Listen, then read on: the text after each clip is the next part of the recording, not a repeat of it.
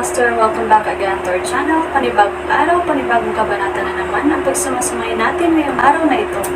At kung bago ka sa ating channel, pag-click ang subscribe button and hit the notification bell para updated kayo sa ating mga susunod na videos. So mga Master, bago natin simulan ang ating kabanata ngayong araw na ito, huwag po sana natin skip yung ads mga Master, no, dahil malaking bagay na po yan sa ating munting channel. So simulan na natin kabanata ngayong araw na ito. Let's go! Kabanata 4476-4500. Kabanata 4476. Nakita nilang lahat kung paano ginawa ng tansong kabaong ang malabong silweta. Hindi lamang matagumpay na nablock ng figure ang mga pag-atake ni Dolph, pinalabas din nito ang Chaos Power, ang signature power ng Doom Race. Bilang karagdagan, ginamit pa nito ang Blight Omniscience, ang pambihirang cultivation art ng human race. Kailangang tuparin ng isa ang mahigpit na mga kinakailangan upang matutunan ang Blight Omniscience. Una, dapat na naabot na ng cultivator ang hindi bababa sa ikawalong yugto ng Omniscience Path upang maging kwalipikado. Pangalawa, kailangan nilang magkaroon ng mahusay na katatagan ng pag-iisip. Paano ito posible? Nasa state of shock si Yori. Si Wyatt ang nag-iisang tao mula sa Dooms na maaaring gumamit ng Chaos Power sa kompletong anyo nito. Bakit alam din ng taong nasa tansong kabaong kung paano ito gamitin? Baka. Agad na naalala ni Yori si James Caden, ang human cultivator na nagpanggap kay Wyatt. Imposible yan. Dahan-daang umiling si Yori. Isinakripisyo ng taong iyon ang kanyang sarili sa labanan sa Cloud Realm. Ang natitira na lang sa kanya ay ang kanyang mga buto. Niwala kaming matukoy na pahiwatig ng buhay mula sa mga butong iyon. Hindi siya makakaligtas doon. Baka sa mukha ni Soren ang pagtataka. Thursam ang tanging nakakaalam kung paano linangin ang Blight Omniscience. Ang tanging tao na mayroon akong paraan ay si James. Kahit na hindi pa niya lubusang nakabisado ang Blight Omniscience noong huli ko siyang nakita. Gayunpaman, ang silwete na iyon ay nagsagawa ng Blight Omniscience ngayon lamang. Ano ba talaga ang nakita ko? Pagtataka ni Soren. Siya ba talaga iyon? Bulong ni Soren sa nanginginig na boses. Ito ay malapit sa imposible para sa sino man na mabuhay matapos piliin na isakripisyo ang kanilang mga sarili tulad ng ginawa ni James. Siya na ba talaga? Bulong ni Thea sa sarili matapos niyang pagmasdan ang sitwasyon ng 12th universe mula sa malayo. Sa kabilang banda, nagtamo ng matinding pinsala si Dolph matapos salakayin ng maitim na figure.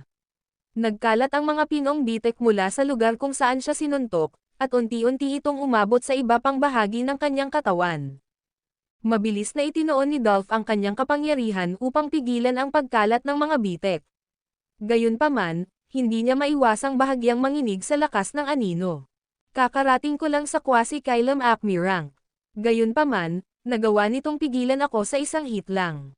Ang tao sa loob ng copper coffin ay dapat isang Kylum Acme, Dolph theorized.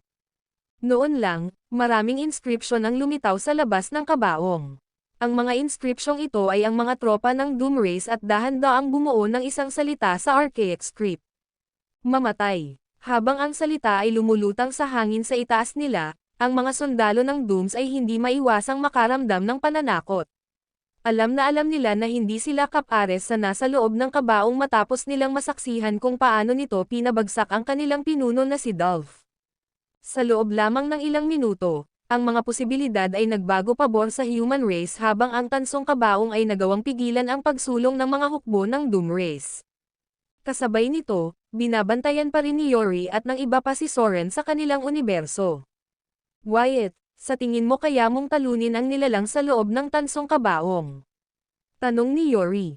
Si Wyatt ay lubos na panatag sa kanyang lakas at kakayahan. Positibo kung matatalo o mapatay ko pa ang nilalang sa loob ng kabaong na iyon. Sige, inutusan ni Yori, susubaybayan namin si Soren. Dapat mong sirain ang kabaong at alamin kung ano ang nasa loob nito. Patayin ang nasa loob. Kapag nawala ang bagay na iyon, magagawa na nating lipulin ang mga tao. Naiintindihan. Isang crack ang nabuo kaagad sa tabi ni Wyatt. Pagkatapos, humakbang siya sa siwang at nawala sa paningin. Ang video na ito ay edited by Herban Storytelling. Kabanata 4477. Sa sandaling ginamit ni Wyatt ang space path para maglakbay sa kalawakan, nawala rin si Soren sa kanyang pwesto. Siya ay lumitaw sa tabi mismo ng tansong kabaong bago si Wyatt. Hinding-hindi madaig ni Wyatt si Soren dahil magagamit ng huli ang Blythe Omniscience. Ikaw ba yan, James? Tanong ni Soren. Naririnig ni James ang boses ni Soren na nagmumula sa labas ng kabaong. Gayunpaman, hindi niya masabi kay Soren ang kanyang pagkakakilanlan dahil pinigilan siya ng kabaong na gawin iyon. Hindi nagtagal, lumitaw si Wyatt sa isang lugar malapit sa kanila. Sunod-sunod na nagka-material sina Yori, Hira, at Zizzle sa malayo. Maingat na lumipat ang grupo patungo kay Soren at pinalibutan siya muli. Nagsalubong ang kilay ni Soren. Hindi ako papayag na pumunta dito si Yori at ang grupo niya. Kahit na medyo malayo ang kinalalagyan natin ngayon at ang mga universo ng tao, tiyak na makakaapekto sa ating mga universo ang labanan sa pagitan ng mga magsasaka ng Kylum Acme rank. Nakangisi si Soren. Dapat lang nasama-sama natin siyang atakihin. Masisira natin ang bagong universo ng human race sa isang shot din, mungkahi ni Yori. Hindi ako sigurado kung ikaw ba talaga si James, pero aalis ako sa lugar na ito. Ikaw. Pupunta ako sa Doom Realm. Nag-teleport si Soren at nawala kaagad pagkatapos sabihin iyon. Ang tanging bagay na magagawa ko ngayon ay akitin ang kasing dami ng mga nagsasaka ng Doom sa akin. Wala akong choice kundi ipagkatiwala ang laban kay Wyatt Dalibor sa nilalang sa loob ng kabaong. Gayunpaman, iyon ba ang tamang gawin? Kahit ako ay nahihirapang makayanan ang mga pag-atake ni Wyatt. Matatalo kaya ng taong nasa loob ng kabaong si Wyatt. Nag-aalalang tanong ni Soren. Inactivate muli ni Yori at ng iba pa ang space path para ituloy si Soren.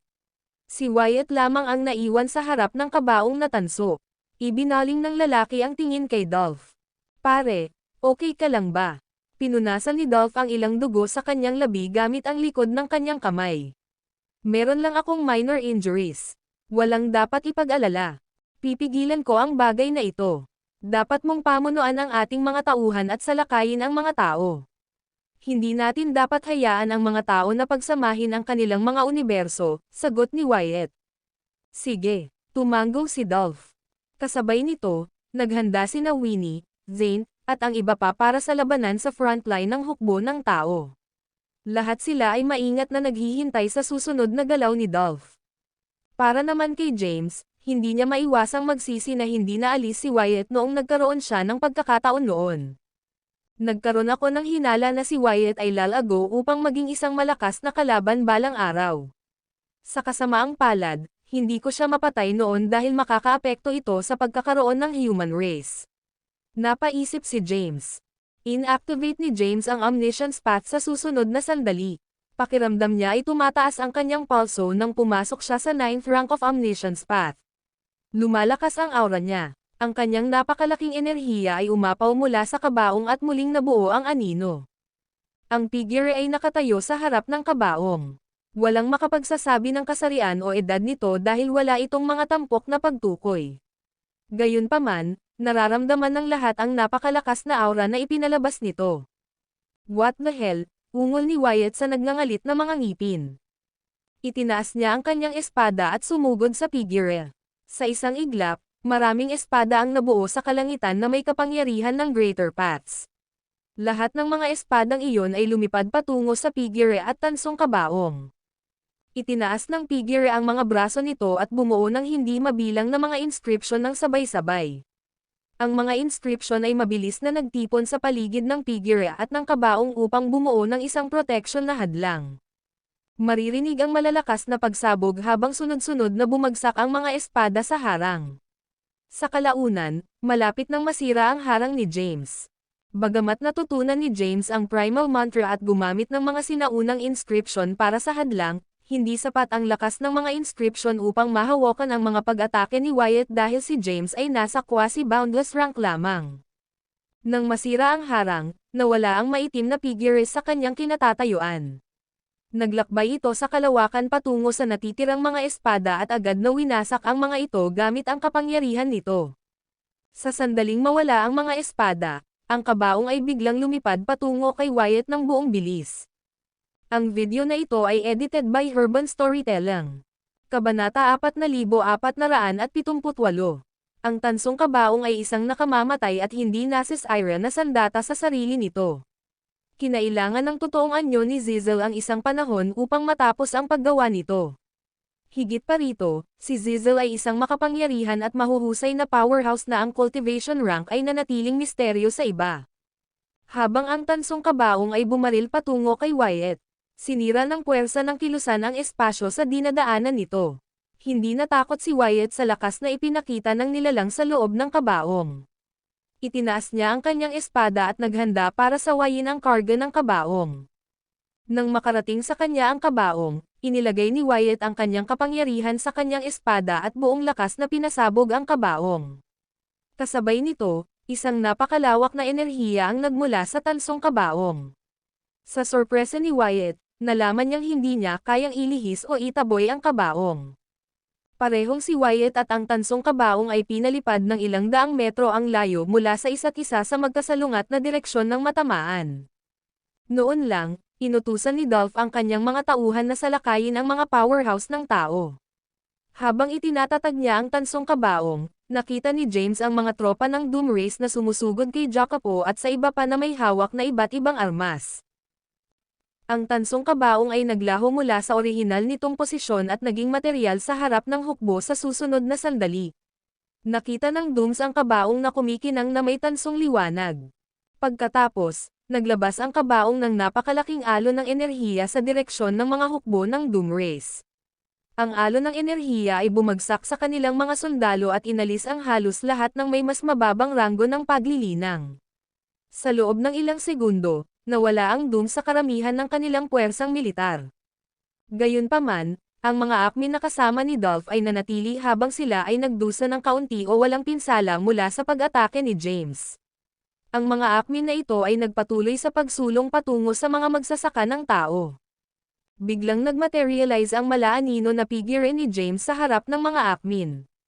Itinaas nito ang magkabilang braso at pinakawalan ang mga kapangyarihan. Halos agad na itinulak ang 300 Akmins pabalik. Ang malakas na welga na iyon ay sapat na upang harapin ang matinding pinsala sa mga Akmin at agad silang hindi makakilos. Damn it! Pulang-pula ang mukha ni Wyatt sa galit. Habang hinihigpitan niya ang hawak sa hawakan ng espada, tila nanginginig ang talam ng kanyang espada. Napapikit si James nang mapansin ang pagbabago ng aura ni Wyatt. Agad niyang ginamit ang kanyang kapangyarihan upang itulak at ipadala ang lahat ng mga powerhouse ng tao pabalik sa perimeter ng sansinukob ng tao. Sa sandaling matapos niyang ipadala ang huling tao sa kaligtasan, naramdaman ni James ang isang napakalaking sword energy na sinamahan ng isang nagbabantang soundwave na papalapit sa kanya. Ang pag-atake ni Wyatt ay napakalakas na sinira nito ang paligid ng chaos sa malapit habang ito ay naglalakbay patungo sa target nito. Sa puntong iyon, ang kulay abong figure ay bumuo ng isang espada sa kamay nito. Sinubukan nitong kontrahin ang pag-atake gamit ang First Tone of the Chaos, 9 Voices, ang parehong pag-atake na ginamit ni Wyatt. Maaaring naabot lang ni James ang quasi-boundless rank. Gayunpaman, ang tansong kabaong ay patuloy na sumisipsip ng mga kapangyarihan mula sa paligid nito sa nakalipas na 30,000 panahon. Ang akumulasyon ng enerhiya ay nakinabang ng husto kay James.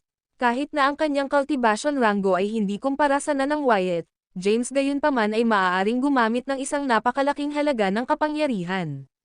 Boom! Isang napakalaking pagsabog ang maririnig habang ang dalawang magkatulad na pag-atake ay nakipag-ugnayan. Sa isang iglap, maraming bitek ang nagsimulang mabuo sa espasyo sa kanilang paligid. Ang mga bitek ay nagsimulang kumalat patungo sa sansinukob ng tao. Nang makita nila iyon, mabilis na ginamit ni Thea ang kanyang kapangyarihan upang pigilan ang mga bitek na maabot at masira ang kanilang universo.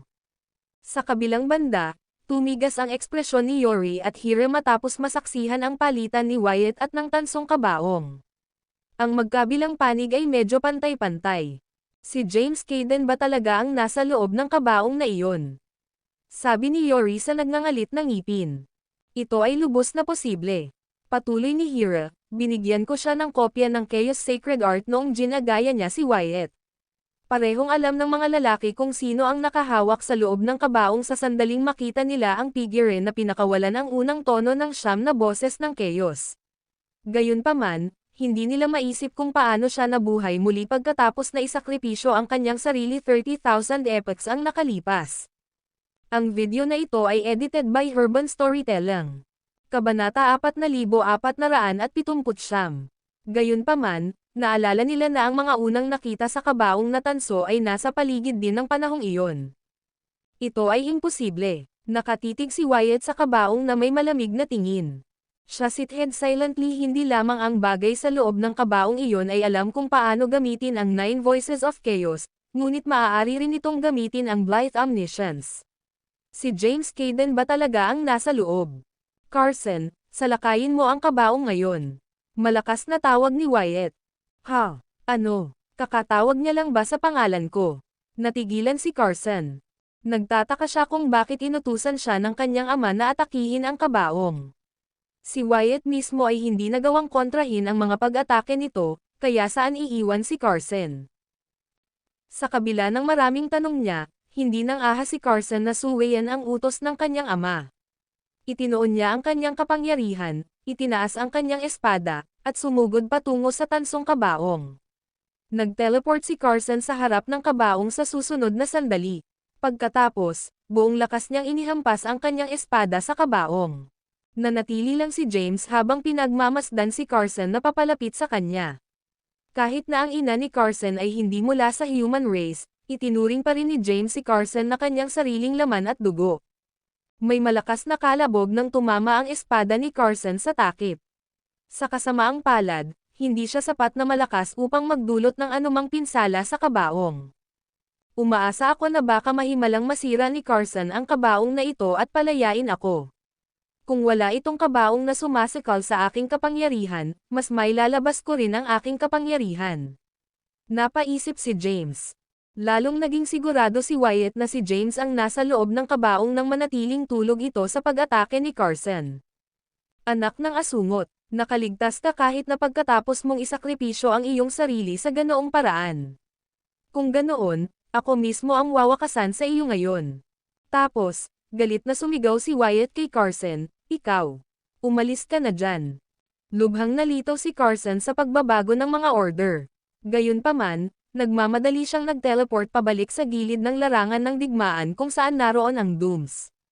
Itinaas ni Wyatt ang kanyang espada, at ang sandata ay nagsimulang lumiwanag sa isang nakakabulag, puting liwanag. Pagkatapos, sunod-sunod niyang pinasabog ang pangalawa at ikatlong tono ng 9 Voices ni Chaos sa direksyon ng kabaong.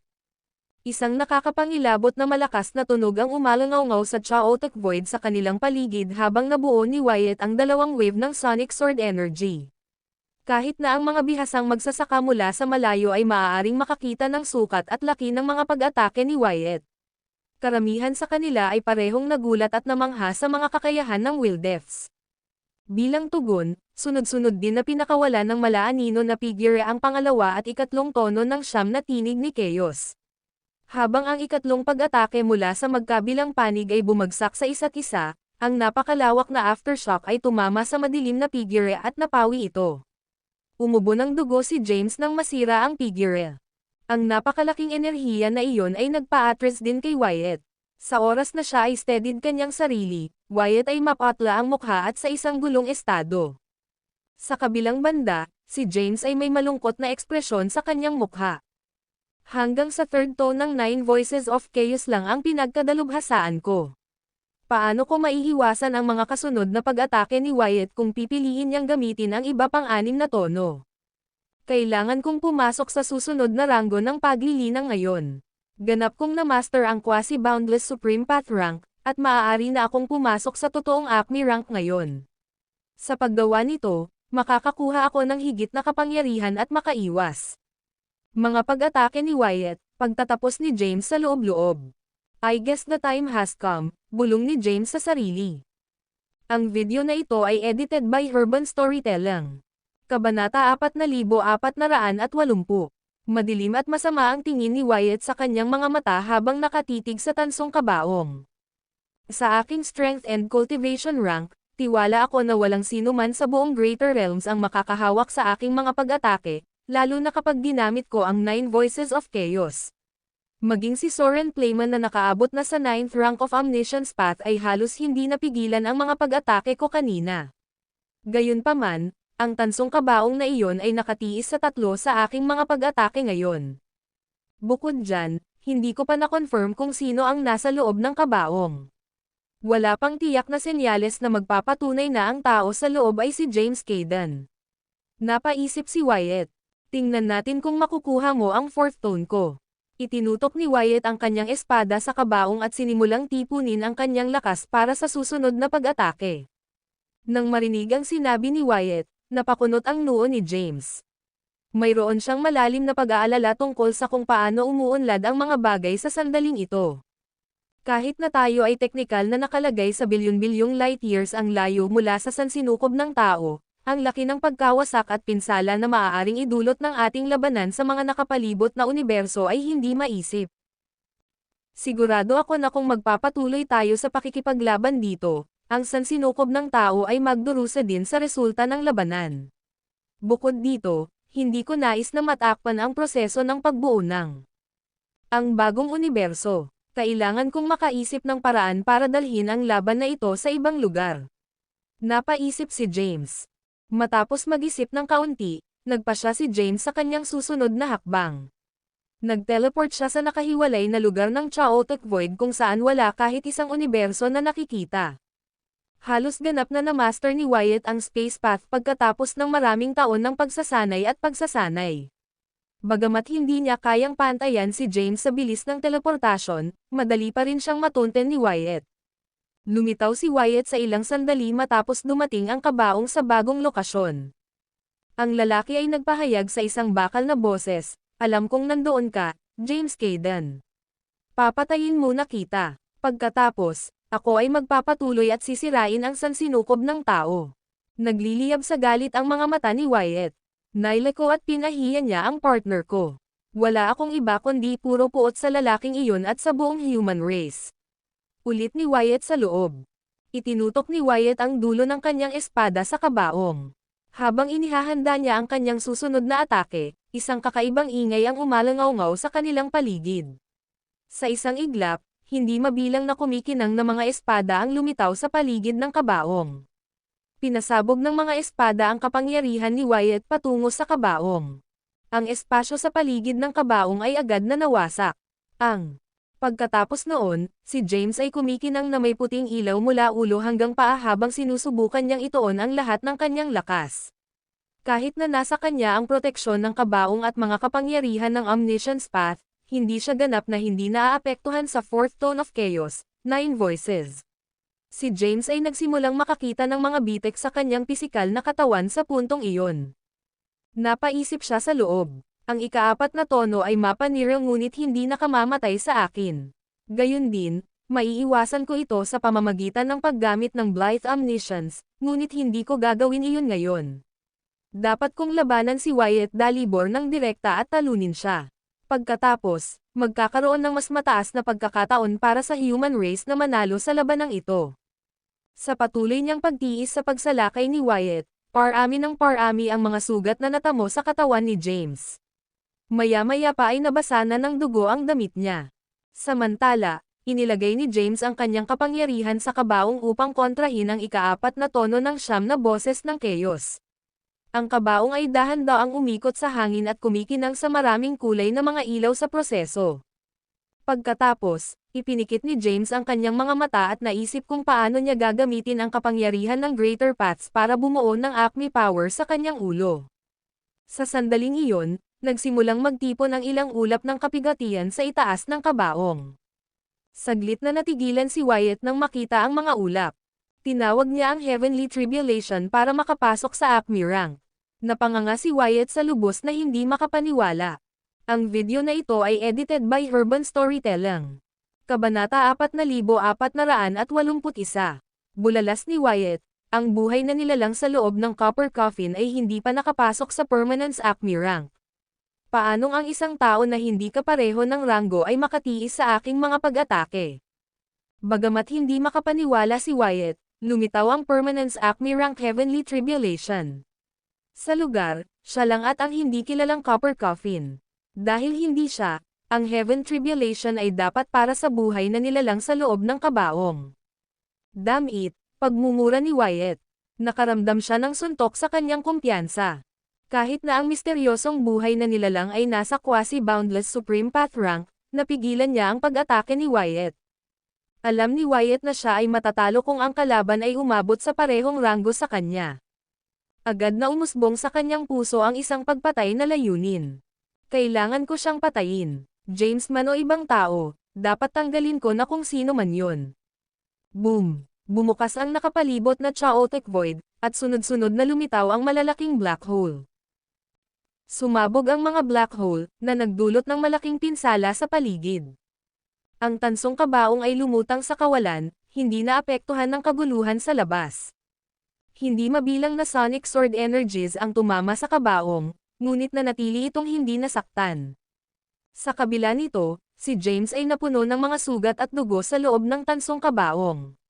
Siya ay tumingin kakilakilabot, ngunit ang kanyang aura ay patuloy na bumuti, at ang kanyang pag-unawa sa iba't ibang path ay lumago. Swoosh! Tumakbo si Wyatt patungo sa kabaong at naglunsad ng mapanirang pag-atake sa kabaong na tanso.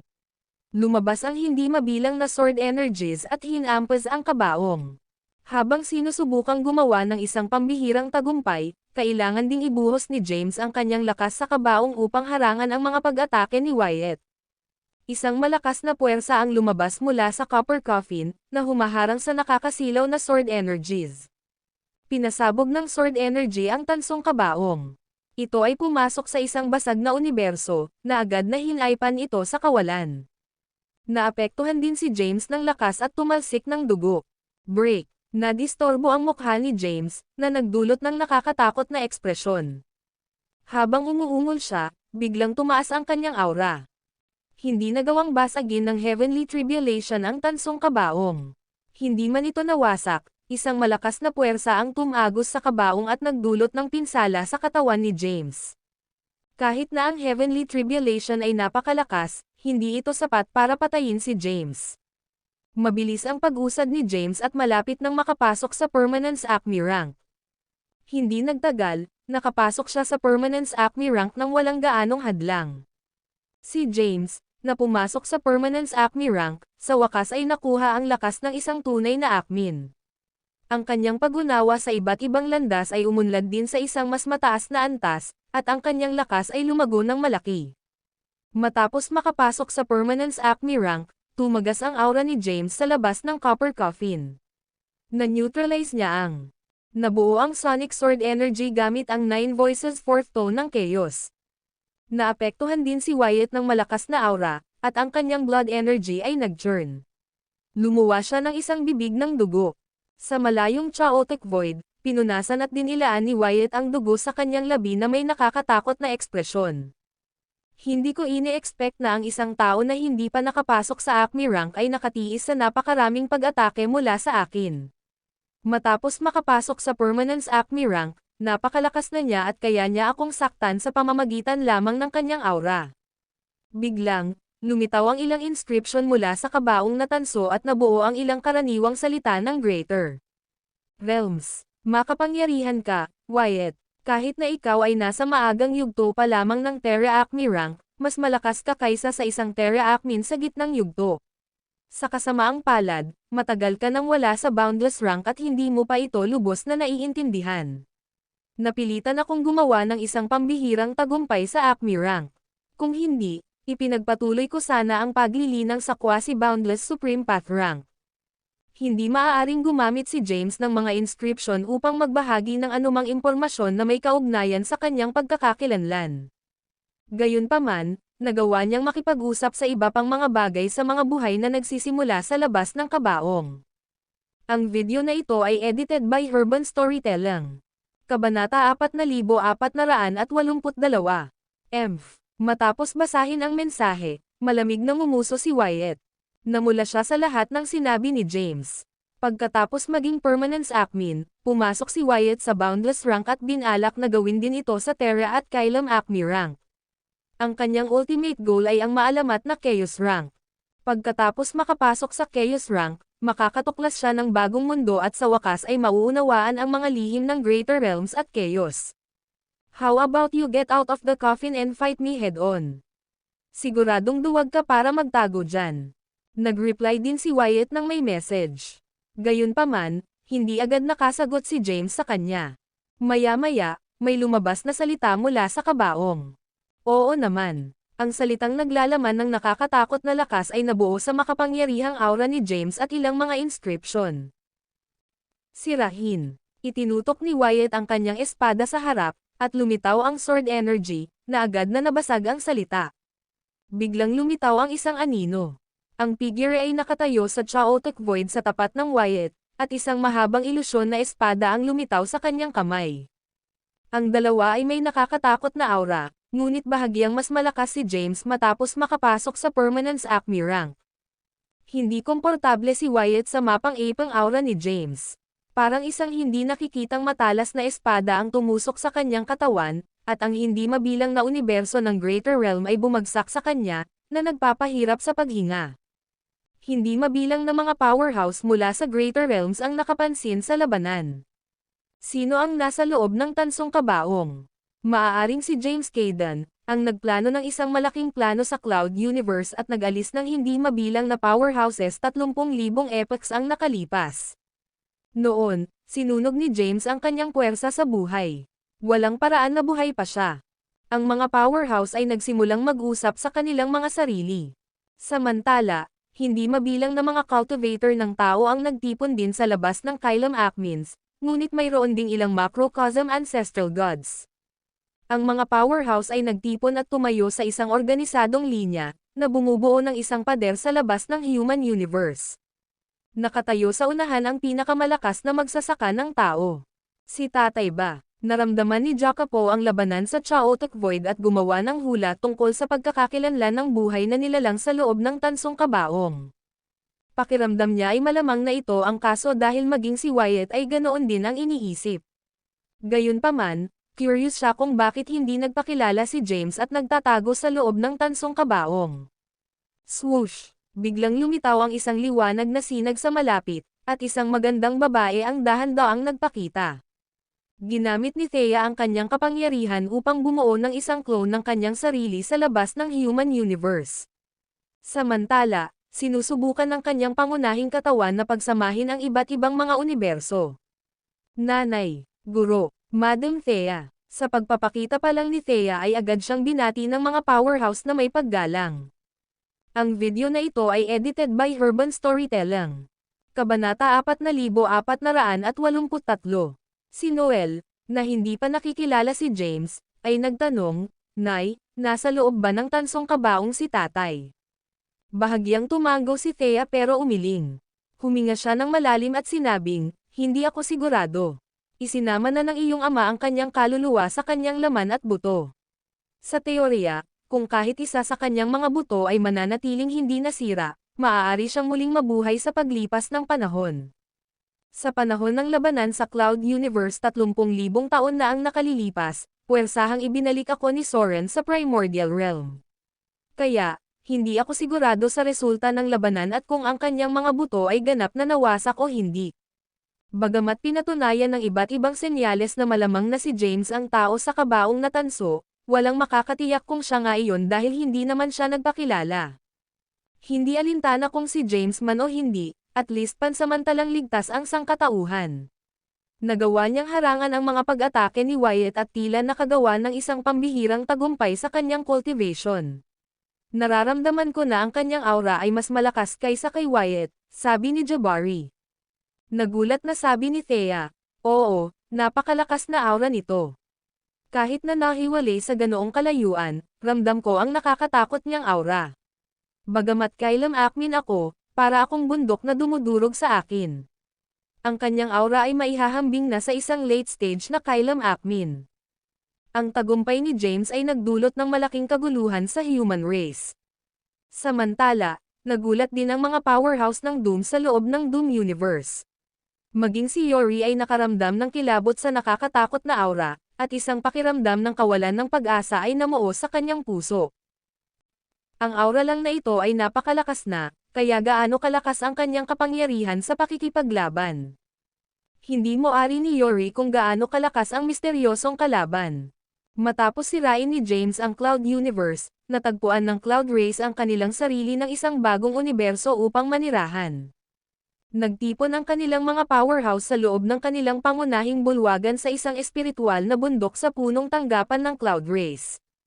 Umupo si Dawson sa pinakamataas na upuan. Matapos maramdaman ang makapangyarihang aura, marahang hinaplos ni Dawson ang kanyang puting balbas at bamulong, napakaswerte ng mga tao. Alam kong hindi ganoon kadaling magtatapos ang labanan sa pagitan ng Dooms at ng mga tao. Bagamat mas mataas ang kabuoang lakas ng Dooms kaysa sa mga tao, mabubuhay ang mga tao hanggat pinoprotektahan sila ng powerhouse sa Copper Coffin. Sa Chaos, ginamit ni James ang kanyang spiritual powers upang lumikha ng isang malabo na clone ng kanyang sarili sa labas ng Copper Coffin. Ang kanyang clone ay naglabas ng nakakaakit na aura. Nagdilim ang mukha ni Wyatt, at lumitaw ang isang mabangis na ekspresyon nang maramdaman niya ang nakakatakot na pressure mula sa clone.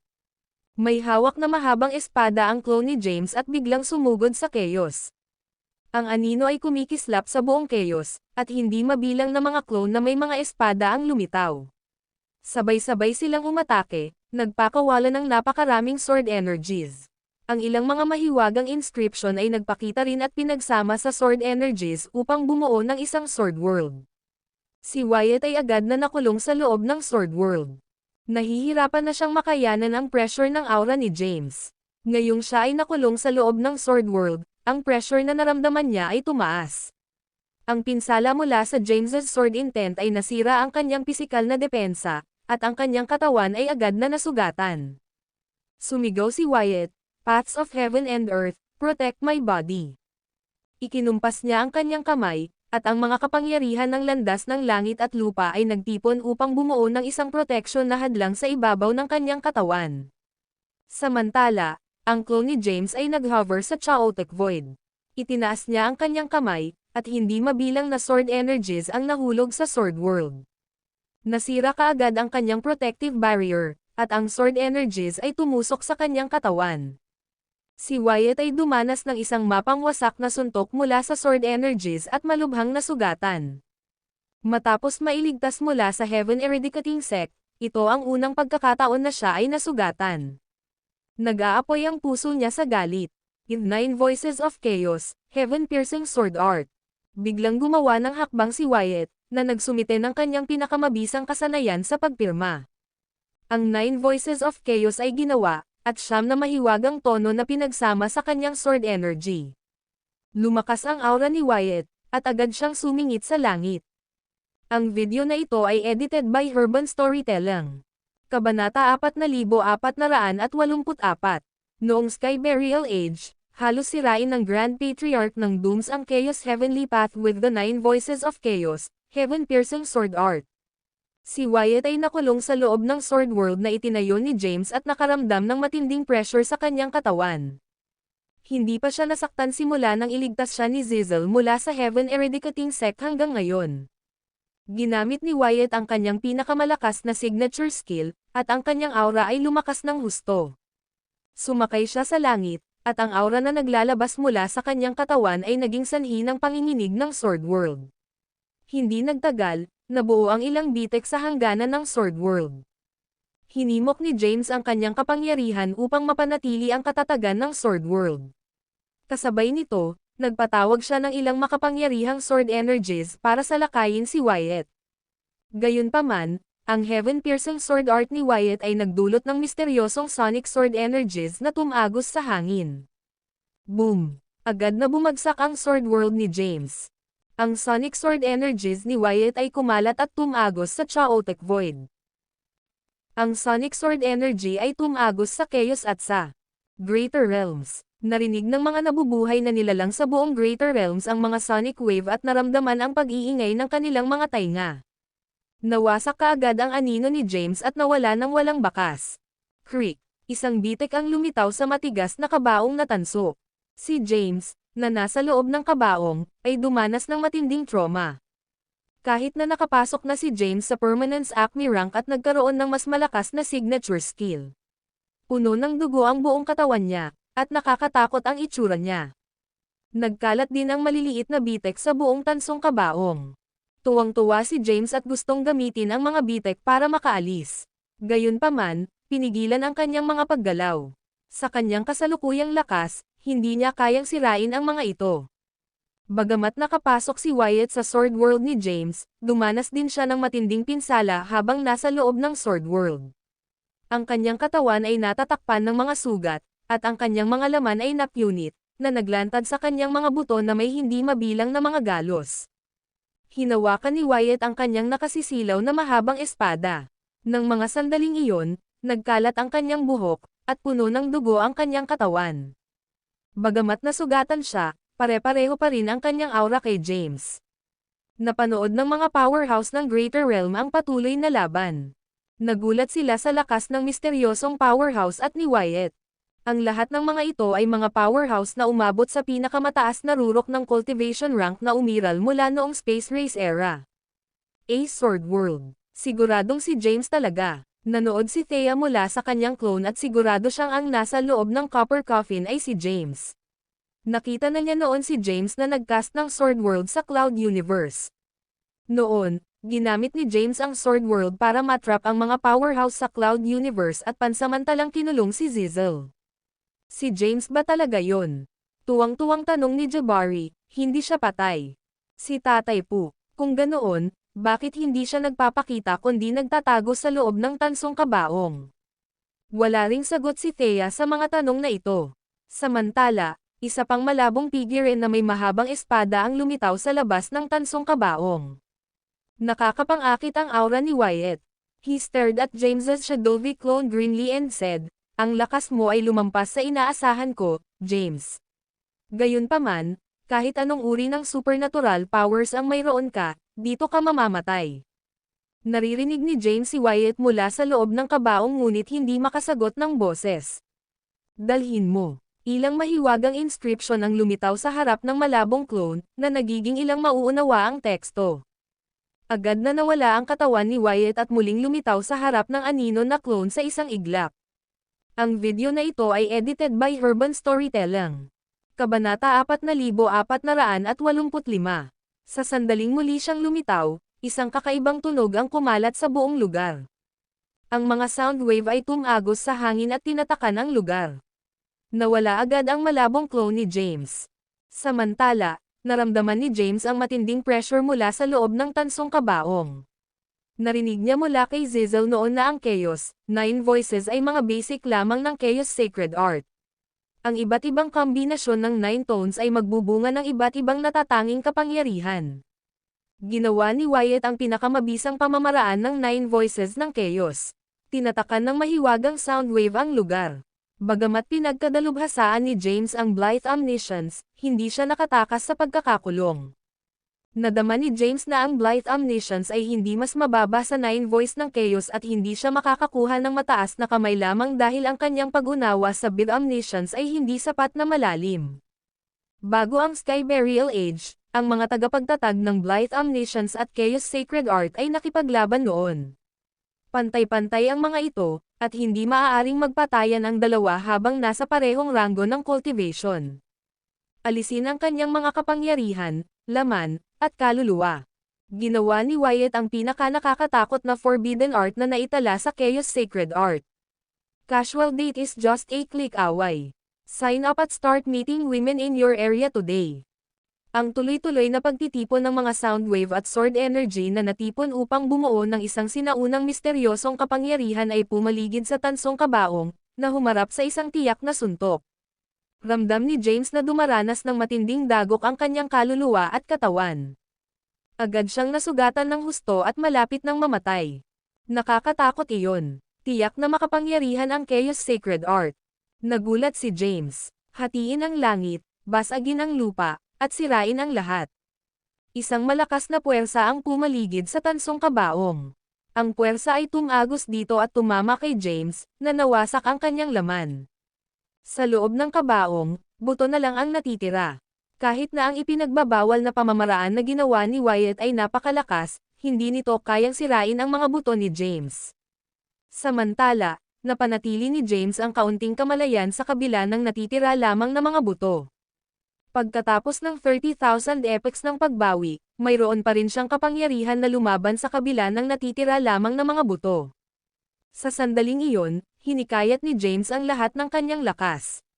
Ang kanyang mga kapangyarihan ay tumutok at bumaril mula sa tansong kabaong, na dumaan sa forbidden power ni Wyatt.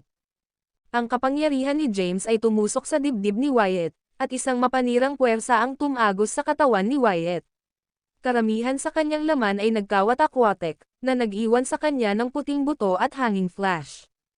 Malubhang nasugatan ang genesis ni Wyatt. Samantala, hinimati din si James matapos ibigay ang buong lakas para maihatid ang nakamamatay na suntok. Wala nang lakas si James para lumaban at nakatulog. Hindi sigurado kung kailan siya gising muli. Naubos din si Wyatt ng enerhiya. Inilabas na niya ang kanyang kakilakilabot na Forbidden Art ngunit nabigo pa rin siyang mabuksan ang tansong kabaong. Bukod dito, hindi siya sigurado kung buhay pa ba o patay na si James. Gayunpaman, nagtamo na siya ng matinding pinsala. Kung magpapakita si Soren, tiyak na mapapahamak siya. Matapos mawala ang kanyang lakas sa pakikipaglaban, kinailangan ni Wyatt na pagalingin kaagad ang kanyang mga pinsala. Hindi man sumipot si Soren, mamamatay siya kung darating si Thea na tapusin siya. Natakot si Wyatt na manatili ng mas matagal at nawala sa Chaotic Void sa isang flash. Ang Chaotic Void ay nabasag at naiwan na may hindi mabilang na mga butas na nilamon ang lahat sa lugar, na ginawa itong isang nakakatakot na tanawin. Ang video na ito ay edited by Urban Storytelling. Kabanata 4486. Hindi sigurado si Wyatt sa kalagayan ni James ngunit natatakot siyang manatili pa sa lugar. Sa pag-aakalang nakaligtas si James sa pag-atake, alam ni Wyatt na hindi niya kayang panindigan si James sa kanyang kasalukuyang kalagayan. Si James naman ay tuluyan ng nahimatay. Nabura na ang kanyang laman, at buto na lang ang natitira. Nabuhay lamang siya dahil ang tansong kabaong ay sumipsip ng kaunting pinsala. Hinding-hindi makakayanan ni James ang Forbidden Art ng Chaos Sacred Art kung wala ang Copper Coffin. Samantala, ang mga powerhouse ng tao ay nanatili sa labas ng human universe. Sa kasamaang palad, hindi naramdaman ng Macrocosm Ancestral Gods ang labanan sa Chaotic Void at naramdaman lamang nila ang puwersang tumatagos patungo sa kanila. Si Thea, at ang iba pang mga powerhouse na nasa itaas ng Terra Acme rank, gayunpaman, ay nakikita ang labanan sa kanilang mga pandama. Ano ang sitwasyon ngayon? Nakatakas si Wyatt. I think nanalo yung tao sa loob ng Copper Coffin. Maging si Thea at ang iba pang powerhouses ay hindi makapag-conclude sa resulta ng labanan, dahil hindi nila na-verify kung ang tao sa loob ng Copper Coffin ay buhay pa. Kasabay nito, si Soren ay kinubkob ng mga powerhouse ng Doom sa Doom Universe. Matapos makita na si Wyatt ay nasugatan at nakatakas, si Soren ay tumawa, haha. Si Wyatt ay natalo at tumakas matapos mawala ang kanyang kapangyarihan sa pakikipaglaban. Maaari ko siyang tapusin kung pupunta ako sa punong tanggapan ng Dooms ngayon. Agad na humakbang ang mga powerhouse ng Dooms para hamarang sa kanyang daraanan. Malamig na sinabi ni Yori, I dare you. Nagbanta rin si Hira, na nagsasabing, papatayin kita bago mo siya mabuhatan ng kamay. Haha, tawa ng tawa si Soren at sinabing, kung gusto kong pumatay ng walang magawang magsasaka, walang sino man sa inyo ang makakapidyo sa akin. Kumpiyansa si Soren, ngunit hindi siya agad kumilos. Sa kanilang kasalukuyang kalagayan, ang pagpatay kay Wyatt ay hindi ang pinakamahalagang bagay. Sa halip, ang pagsasama ng human universe ay higit na mahalaga. Kung makakabuo sila ng Super Heavenly Path, ito na ang pinakamalakas na Heavenly Path sa Chaos. Pagkatapos, ang kaunlaran ng human race ay magagarantiyahan, at sa kalaunan ay malalampasan nila ang Dooms. Tumingin si Soren kay Yori at nakangiting sinabi, natalo na si Wyatt. Ngayon ay bibigyan kita ng dalawang pagpipilian. Maaari mong piliin na ipagpatuloy ang laban na ito o umatras upang mabawi ang mga pinsala. Kung magpasya kang lumaban, lalaban tayo hanggang sa huli. Aaminin ko na ang Dooms ay talagang malakas, kasama ang maraming Kylum Acmins. Gayunpaman, ang mga tao ay hindi rin mahina. Si Thea ay nakapasok na rin sa Kylum Acme rank. Kahit na mapagtagumpayan mo kaming sirain, Ang Dooms ay magdaranas ng kakilakilabot na kahihinatnan mula sa labanan. May solemne na ekspresyon si Yori habang sinulyapan si Hira. Gayunpaman, nanatiling tahimik si Hira. Sa halip, humakbang si Zizel at sinabing, "Sir Yori, kung ano ang kalagayan ngayon, hindi natin kayang pigilan ang mga tao na likhain ang kanilang bagong universo. Mas mabuting pansamantala tayong makipagkasundo sa halip na lumaban hanggang sa ating kamatayan. Dapat tayong maghintay hanggang gumaling si Wyatt at makapasok sa Kylum Acme rank." Gayunpaman, hindi sigurado si Yori. Hindi naging madali para sa kanila na magkaroon ng ganitong pagkakataon, ngunit nagkaroon ng mga pangyayari sa biglaang paglitaw ng tansong kabaong. Hindi nasisiyahan si Yori sa kinalabasan. Kung alam niyang darating ang mga bagay sa ganito, nawasak niya ang human race sa lahat ng paraan pagkatapos ng labanan sa Cloud Universe. Umalis, nag-aatubili na sabi ni Yori. Kaagad pagkatapos, nagbigay siya ng utos kay Dolph, na malapit sa human universe. Umalis kasama ang hukbo, Dolph. Ang pagtatangka ng Dooms na pawiin ang mga tao ay nagresulta sa matinding pagkalugi. Halos lipulin ni James ang kanilang hukbo, at iilan lamang na Permanence Acmin ang nakaligtas. Bagamat mataas ang bilang ng mga nasawi, karamihan sa mga namatay ay mga Macrocosm Ancestral Gods, at ang Dooms ay hindi nawalan ng alinman sa kanilang pinakamalakas na magsasaka. Matapos umatras ang Dooms mula sa labanan, ang mga powerhouse ng mga tao ay hinalinhan. Nagsimulang magsaya ang ilan sa mga magsasaka. Nanalo tayo. Ang lahi ng tao ay nagwagi na. Pagkatapos ng labanang ito, sa wakas ay makukumpleto na natin ang ating bagong universo at magkakaroon tayo ng foothold sa Greater Realms. Oo, ang lahi ng tao na dating nakakaawa sa Greater Realms ay magkakaroon ng sariling tahanan. Ang video na ito ay edited by Herban Storytelling. Kabanata 4487. Umalangaw-ngaw ang mga tagay at palakpakan sa labas ng human universe. Swoosh! Biglang lumitaw si Soren at tumayo sa harap ng lahat. "Guro, Sir Soren." Agad siyang binati ng lahat. Lumapit si Thea at sinabing, "Salamat, Soren." Bahagyang iwinagayway ni Soren ang kanyang kamay at sinabing, "Pinigilan ko lang ang kapangyarihan ng Doom Race. Ang tunay na bayani ay ang powerhouse sa loob ng tansong kabaong. Kung hindi niya natalo si Wyatt, napahamak na sana tayo." "Si James ba?" Hindi siguradong tanong ni Thea. Kahit maraming indikasyon ang nagpapatunay na ang nasa loob ng copper coffin ay si James, hindi siya nagpakita ng sarili, kaya bahagya pa ring nagdududa si Thea. Ipinilig ni Soren ang kanyang ulo, hindi siya magawang magbigay ng eksaktong sagot. "Tingnan natin." Lumingon si Thea kay Jacopo at sa iba pa, "Jacopo, manatili ka rito kung sakaling subukan ng Dooms na salakayin tayo. Samantala, titingnan namin ni Soren ang larangan ng digmaan ngayon lang." "Sige." Tumanggaw si Jacopo. Swoosh! Lumitaw sina Thea at Soren sa kaibuturan ng chaos. Magulo ang lugar. Bagamat nabasag at magulo ang chaos, hindi ito makakasakit sa kanila.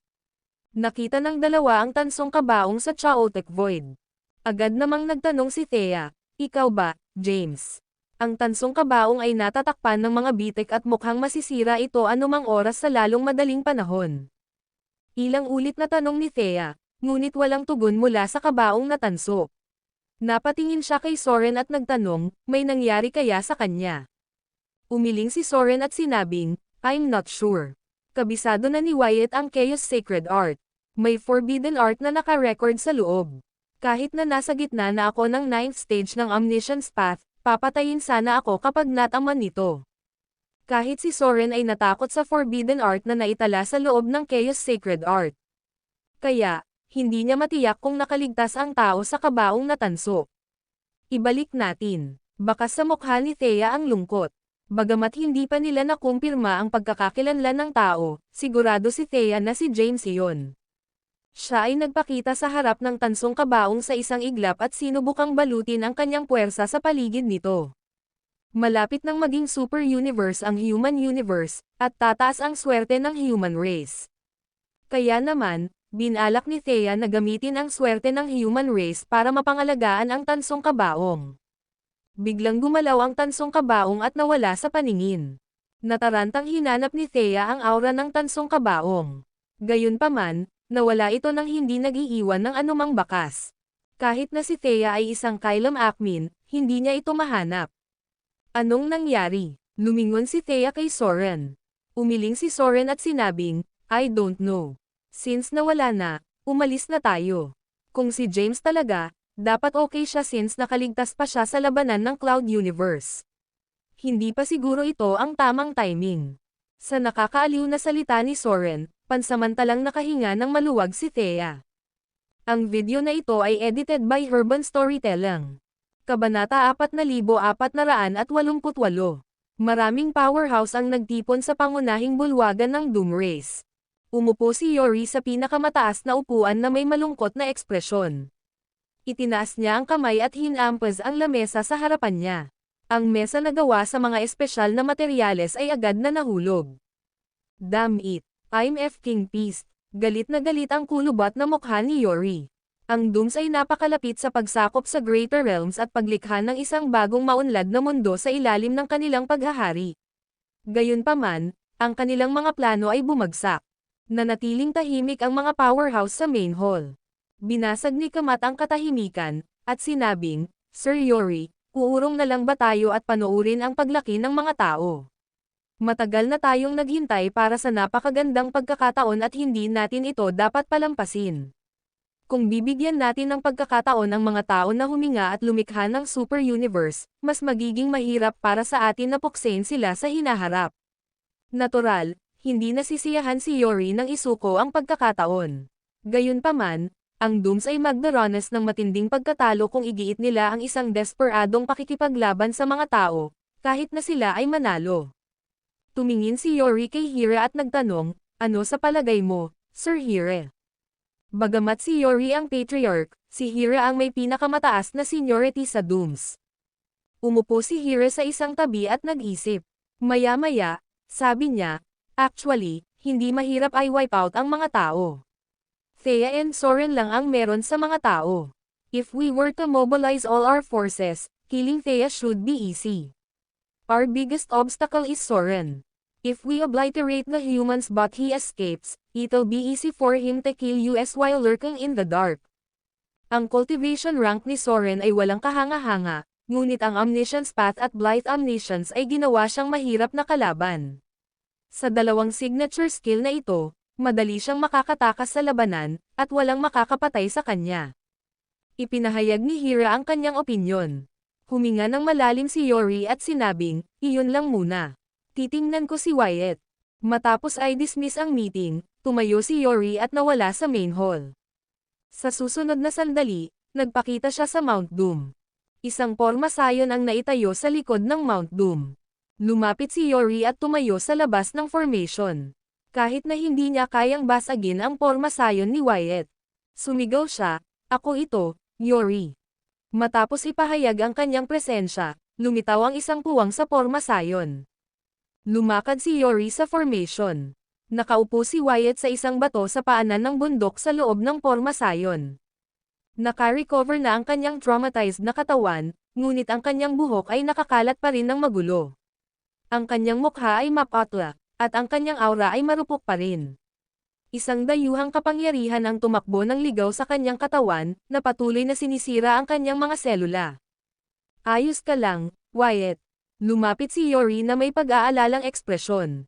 Si Wyatt ang pinakamalakas na powerhouse ng Doom. Kahit si Yori ay walang kapantay sa kanya. Ang Doom Race ay lubhang maaapektuhan kung may nangyari kay Wyatt. Sinubukan ni Wyatt na tumayo, ngunit pinalala nito ang kanyang mga sugat at naging sanhi ng pagluwa niya ng isang subo ng dugo. Huminga siya ng malalim at same time na sinabi, ang nasa loob ng tansong kabaong ay napakalakas. Pagkatapos niyang gumawa ng isang pambihirang tagumpay, siya ay naging mas malakas. Bagamat nalagpasan ko ang kanyang Sword World, ako ay nasugatan pa rin. Dahil bumalik si Wyatt sa Doom Race matapos iligtas, ito ang unang pagkakataon na siya ay nasugatan ng husto. Sa panahon ng labanan, siya ay nag-aalala tungkol sa kamatayan kung siya ay patuloy na lumaban. Naiwan na walang pagpipilian, tumakas siya. Si James ba? Tanong ni Yori. Bahagyang umiling si Wyatt at sinabing, maraming palatandaan na ang nasa loob ng tansong kabaong ay si James. Gayunpaman, hindi siya nagpakita ng kanyang sarili. Kaya, hindi ako makasigurado. Kung siya man, sinabi ni Yori, ano ang dapat nating gawin ngayon? Napagpasyahan ko na makipagkasundo sa mga tao. Gayunpaman, nangangahulugan ito na bibigyan natin ang mga tao ng pagkakataong lumakas. Pagkatapos nating mawala ang pagkakataong ito, hindi na madali ang isa pang darating. Ang video na ito ay edited by Urban Storytelling. Kabanata 4489. Napaisip si Wyatt. Naturally, alam niyang ito ang kanilang pinakamahusay na pagkakataon upang maalis ang mga tao. Sa pag-iisip kung gaano kalakas ang buhay na nilalang sa kabaong na tanso, hindi na mamalayan na ikinuyom ni Wyatt ang kanyang kamao, at naging malungkot ang kanyang mukha. Pagkaraan ng ilang sandali, sinabi ni Wyatt, tatanggalin na natin ito sa ngayon. Sa panahong ito, magsisikap akong magsaka at makapasok sa ranggo ng Kailam Acme. Mawawasak ang mga tao hanggat naging Kailam Acme ako. Tiwala si Wyatt sa kanyang potensyal. Ang pangunahing prioridad niya ngayon ay ang magpagaling at makapasok sa ranggo ng Kailam Acme sa lalong madaling panahon. Sige, bahagyang tumango si Yori. Dahil may plano si Wyatt, walang pagtutol si Yori. Magpapagaling ka ng maluwag. Pagkatapos mag-iwan ng pampatibay loob na salita, tumalikod si Yori at umalis. Ipinikit ni Wyatt ang kanyang mga mata at nagsimulang tumuon sa pagpapagaling sa kanyang mga sugat. Siya ay malubhang nasugatan, at magtatagal bago siya ganap na gumaling. Sa isang lugar sa Greater Realms ay isang magandang bulubundukin na may masaganang Empyrean spiritual energy, na ginagawa itong parang isang paraiso. Swoosh! Isang bitik ang lumitaw sa kawalan, at isang sira-sirang tansong kabaong ang lumipad palabas. Isang babae ang nakaupo sa isang lotus na posisyon sa isang bato bago ang isang talon. Ang katawan ng babae ay nagliliwanag ng puting liwanag, kaya mahirap makita ang kanyang hitsura. Ikinumpas niya ang kanyang kamay, at ang tansong kabaong ay lumipad patungo sa kanya, pagkatapos ay dumapo sa isang bato sa kanyang harapan. Ito ay walang iba kundi si Zizzle. Upang maging tumpak, ito ang pangunahing katawan ni Zizzle. Unti-unting tumayo si Zizzle at naglakad papunta sa kabaong. Tumagos ang tingin niya sa tansong kabaong at nakita ang kalansay ni James. May kaunting sigla at aura pa rin ang skeletal body ni James. Kumpara sa 30,000 epochs na nakalipas, ang kanyang kondisyon ay mas mabuti. Casual niyang iwinagayway ang kanyang kamay, at isang puting liwanag ang lumabas sa kanyang palad. Dama po ang puting liwanag sa kabaong na tanso, at bumaon dito ang enerhiya nito. Nabuhay muli ang laman at dugo ni James, at mabilis na gumaling ang kanyang mga sugat. Unti-unting nagkamalay si James. Nang magising siya, nagulat siya nang makitang ganap na siyang gumaling. Mabilis niyang inilabas ang kanyang divine sense sa labas ng paligid ng tansong kabaong. Sino ka? Ilang inscription ang lumabas sa kabaong at naging mga teksto. Boom! Ang tansong kabaong ay bumukas, at ang mga mahigpit na inscription ay nawala. Lumabas si James sa tansong kabaong. Masaya ang kanyang mukha habang nilalanghap niya ang nakakapreskong hangin at nararamdaman ang langit at lupa. Huff! Huminga ulit ng malalim si James at tumingin sa babaeng nasa harap niya. Ang babae ay napapaligiran ng isang misteryosong puting liwanag, tila isang uri ng misteryosong landas. Kahit nasa cultivation rank ni James, hindi maarak ng kanyang divine sense ang puting liwanag para malaman pa ang tungkol sa misteryosong babae. Ikaw ba ang nagligtas sa akin? Tentative niyang tanong. Ang video na ito ay edited by Urban Storytelling. Kabanata 4490. Hindi makalap ng anumang impormasyon si James tungkol sa babaeng nauna sa kanya. Kaya, napagpasyahan niyang siya ay isang napakalakas na magsasaka. Kinaway-kaway ni Zizzle ang kanyang kamay, at isang gazebo na may mga upuan ang agad na lumitaw ng wala saan. Itinuro niya ang mga upuan at sinabing, paano kung mag-uusap tayo habang nakaupo? Umupo si James sa loob ng gazebo. Lumapit din si Zizzle at umupo sa tapat niya. Tinitigan siya nito at inulit ang tanong niya. Sino ka? Sumagot siya, hindi mahalaga kung sino ako. Ang kanyang boses ay tila matamis at masarap sa pandinig. Walang katiyakang tanong ni James, iniligtas mo ako, tama. Ikaw ba ang nagpagawa nitong tansong kabaong para sa akin? Hindi ito itinanggi ni Zizzle at bahagyang tumango. Oo, ginawa ko ito para sa iyo. Bagamat nagawa ko ito, nagulat ako na nakaligtas ka. Pwede ko bang makita ang mukha mo? Tinitigan ni James ang babae, curious sa itsura nito. Napangiti ng mahina ang babae at sinabing, hindi pa oras. Makikita mo ako kapag ito na ang tamang oras. Dahil tumanggi siya, hindi na nagpumilit si James at nag-isip. Inakala ni James na isa na siya sa pinakamalakas sa Greater Realms. Gayunpaman, kahit na umakyat siya sa ranggo ng paglilinang, palaging may mas malakas kaysa sa kanya. Palaging may mas malaking isda sa karagatan. May sasabihin ka ba sa akin? Kung hindi, alis muna ako. Tumayo si James at pinagsalikop ang kanyang mga kamay. Sa isang mundo kung saan ang lakas ang ibig sabihin ng lahat, hindi napigilan ni James na magsalita ng magalang sa babaeng nauna sa kanya. Bahagyang iwinagayway ng babae ang kanyang kamay at sinabing, mukhang medyo stable na ngayon ang sitwasyon sa Greater Realms, ngunit hindi pa. Ang Dooms ay isang takang time bomb. Maglulunsad sila ng pag-atake sa mga tao anumang oras sa lalong madaling panahon. Umupo ulit si James. Binanggit ng babae ang Dooms at mga tao, kaya alam ni James na dapat ay may mahalagang sasabihin ito sa kanya. Nagpatuloy si Zizzle, na nagsasabing, magiging mahalaga ang labanan ng swerte. Nasakop ng Dooms ang iba pang mga lahi at nakuha ang kanilang swerte sa nakalipas na 30,000 taon. Kaya, mayroon silang pagtaas sa Kylum Acmins at powerhouses. Kakailanganin mong makakuha ng mas malakas na swerte para maabutin sila ng mga tao. Ang pagsakop sa swerte ng ibang mga lahi ay hindi lamang isang malaking opsyon. Nalilitong tanong ni James, ano ang ibig mong sabihin? Ipinaliwanag ni Zizzle, ang karma ay ang pinakamahalagang elemento ng Chaos Heavenly Path. Ang bawat kilos ay nagbubunga ng reaksyon. Ang isang tao ay maaaring makakuha ng mabuting karma sa pamamagitan ng pagsasagawa ng mabubuting gawa. Habang tumataas ang iyong mabuting karma, ang iyong kapalaran ay gaganda rin. Gayunpaman, ang isang tao lamang ay hindi sapat upang baguhin ang swerte ng mga tao. Ang mga tao sa kabuuan ay kailangang magtulungan upang magkaroon ng patuloy na pagtaas sa fortune. Nang marinig ito, naintindihan ni James. Salamat sa tip. Bahagyang iwinagayway ng babae ang kanyang kamay at sinabing, go on. I'm looking forward to when you become a peerless powerhouse. Palm, madam. Hindi na nagtagal si James at nawala sa isang iglap. Sa susunod na sandali, nasa chaotic void na siya sa labas ng human universe. Dumadaan pa rin ang human universe sa proseso ng pagsasama-sama para maging super universe. Bagamat umatras na ang mga powerhouse ng Dooms, hindi mabilang na mga powerhouse ng tao ang nanatiling nagbabantay sa labas ng human universe. Nangamba sila na biglang lumitaw muli ang Dooms at maglulunsad ng hindi inaasahang pag-atake.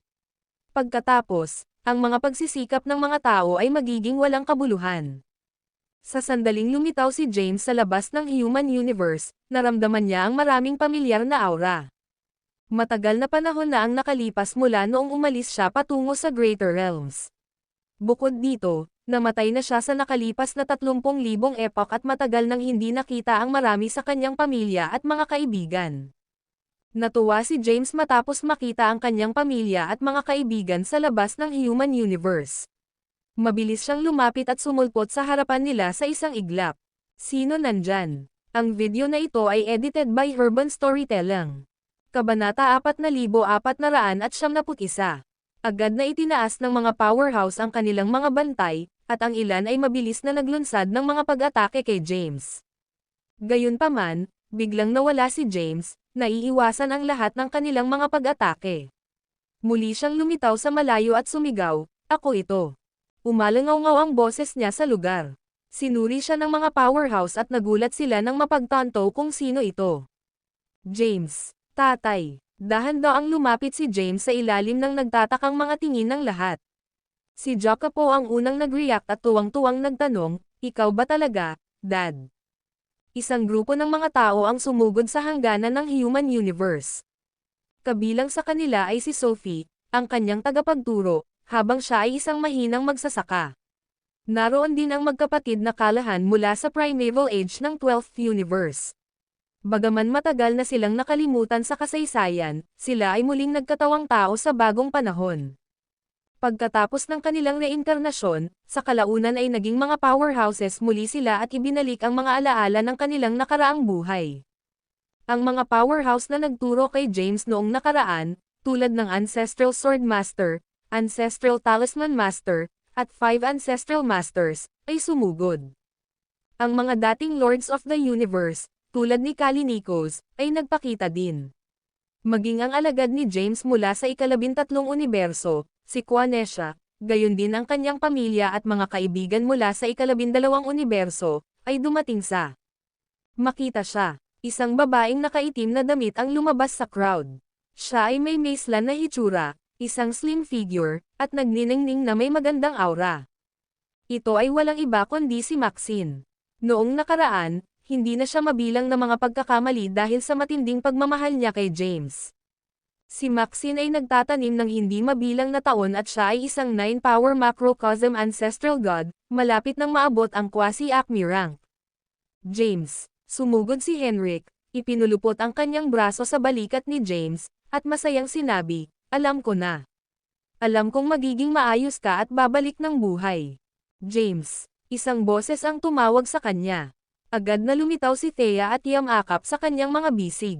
Gumanti si James ng yakap sa kanya at nakangiting sinabing, "I'm back."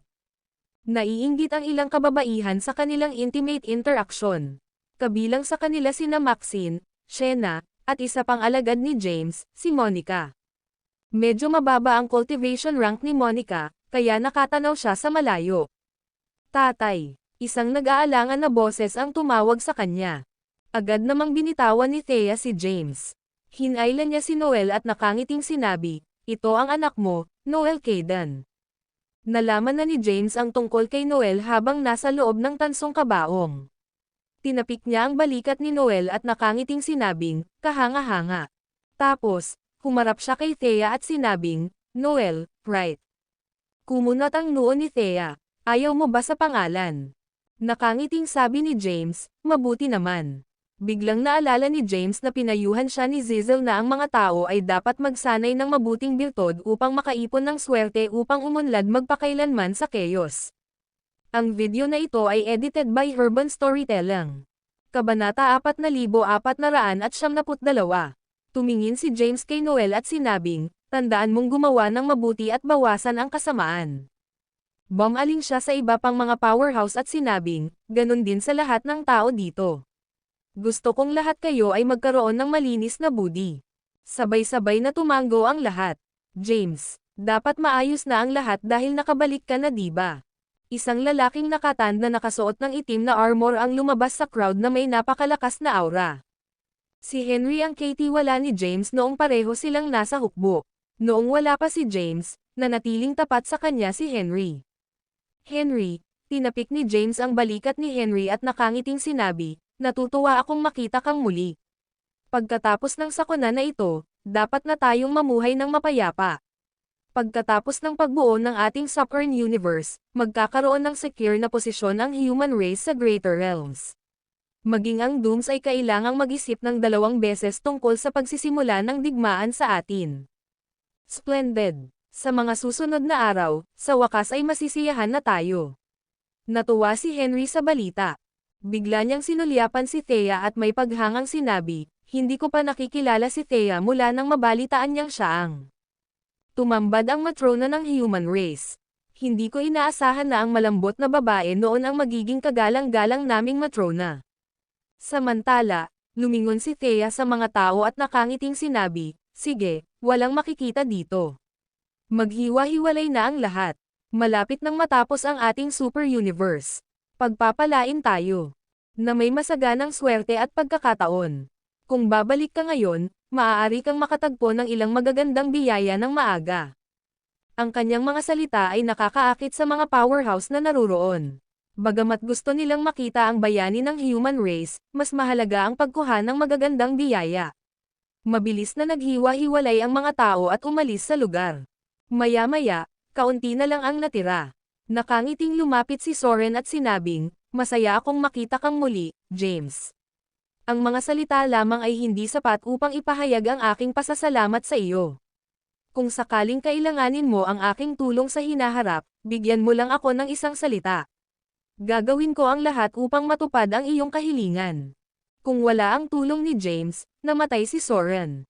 Para kay Soren, si James ang kanyang tagapagligtas. Nakangiting sagot ni James, ikaw ang pag-asa ng human race. Kung wala ka, ang Dooms ay lipulin ang sangkatauhan. Sumingit si Thea at sinabing, sige, enough talk for now. Bumalik muna tayo. Ating gunitain ang mga magagandang araw pagkatapos mabuo ang Super Universe. Go ahead without me. Bagamat ang hukbo ng Doom ay umatras na sa ngayon, hindi tayo makatitiyak na hindi na sila muling aatake. Mananatili ako upang bantayan ang universo kung sakaling maglunsad sila ng panibagong pag-atake, sabi ni James. Sige, tumanggo si Thea. Sunod-sunod na umalis ang mga powerhouse, iniwan si James sa Chaotic Void para protektahan ang universo. Nakagan ang lahat sa pagbabantay ni James. Samantala, ang mga powerhouse ng Dooms ay nagpupulong sa kanilang bulwagan. Ang Patriarch, si Yori, ay nakaupo sa pinakamataas na upuan, gaya ng dati. Sir Yori, bumalik na po si James. Isang Doom na sinusubaybayan ang mga tao ay lumuhad sa isang tuhod at iniulat ang hitsura ni James sa labas ng human universe.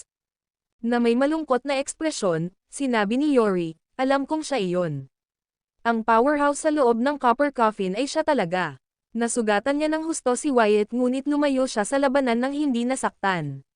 Ang mas masahol pa, natalo niya si Wyatt nang wala ang kanyang pangunahing katawan.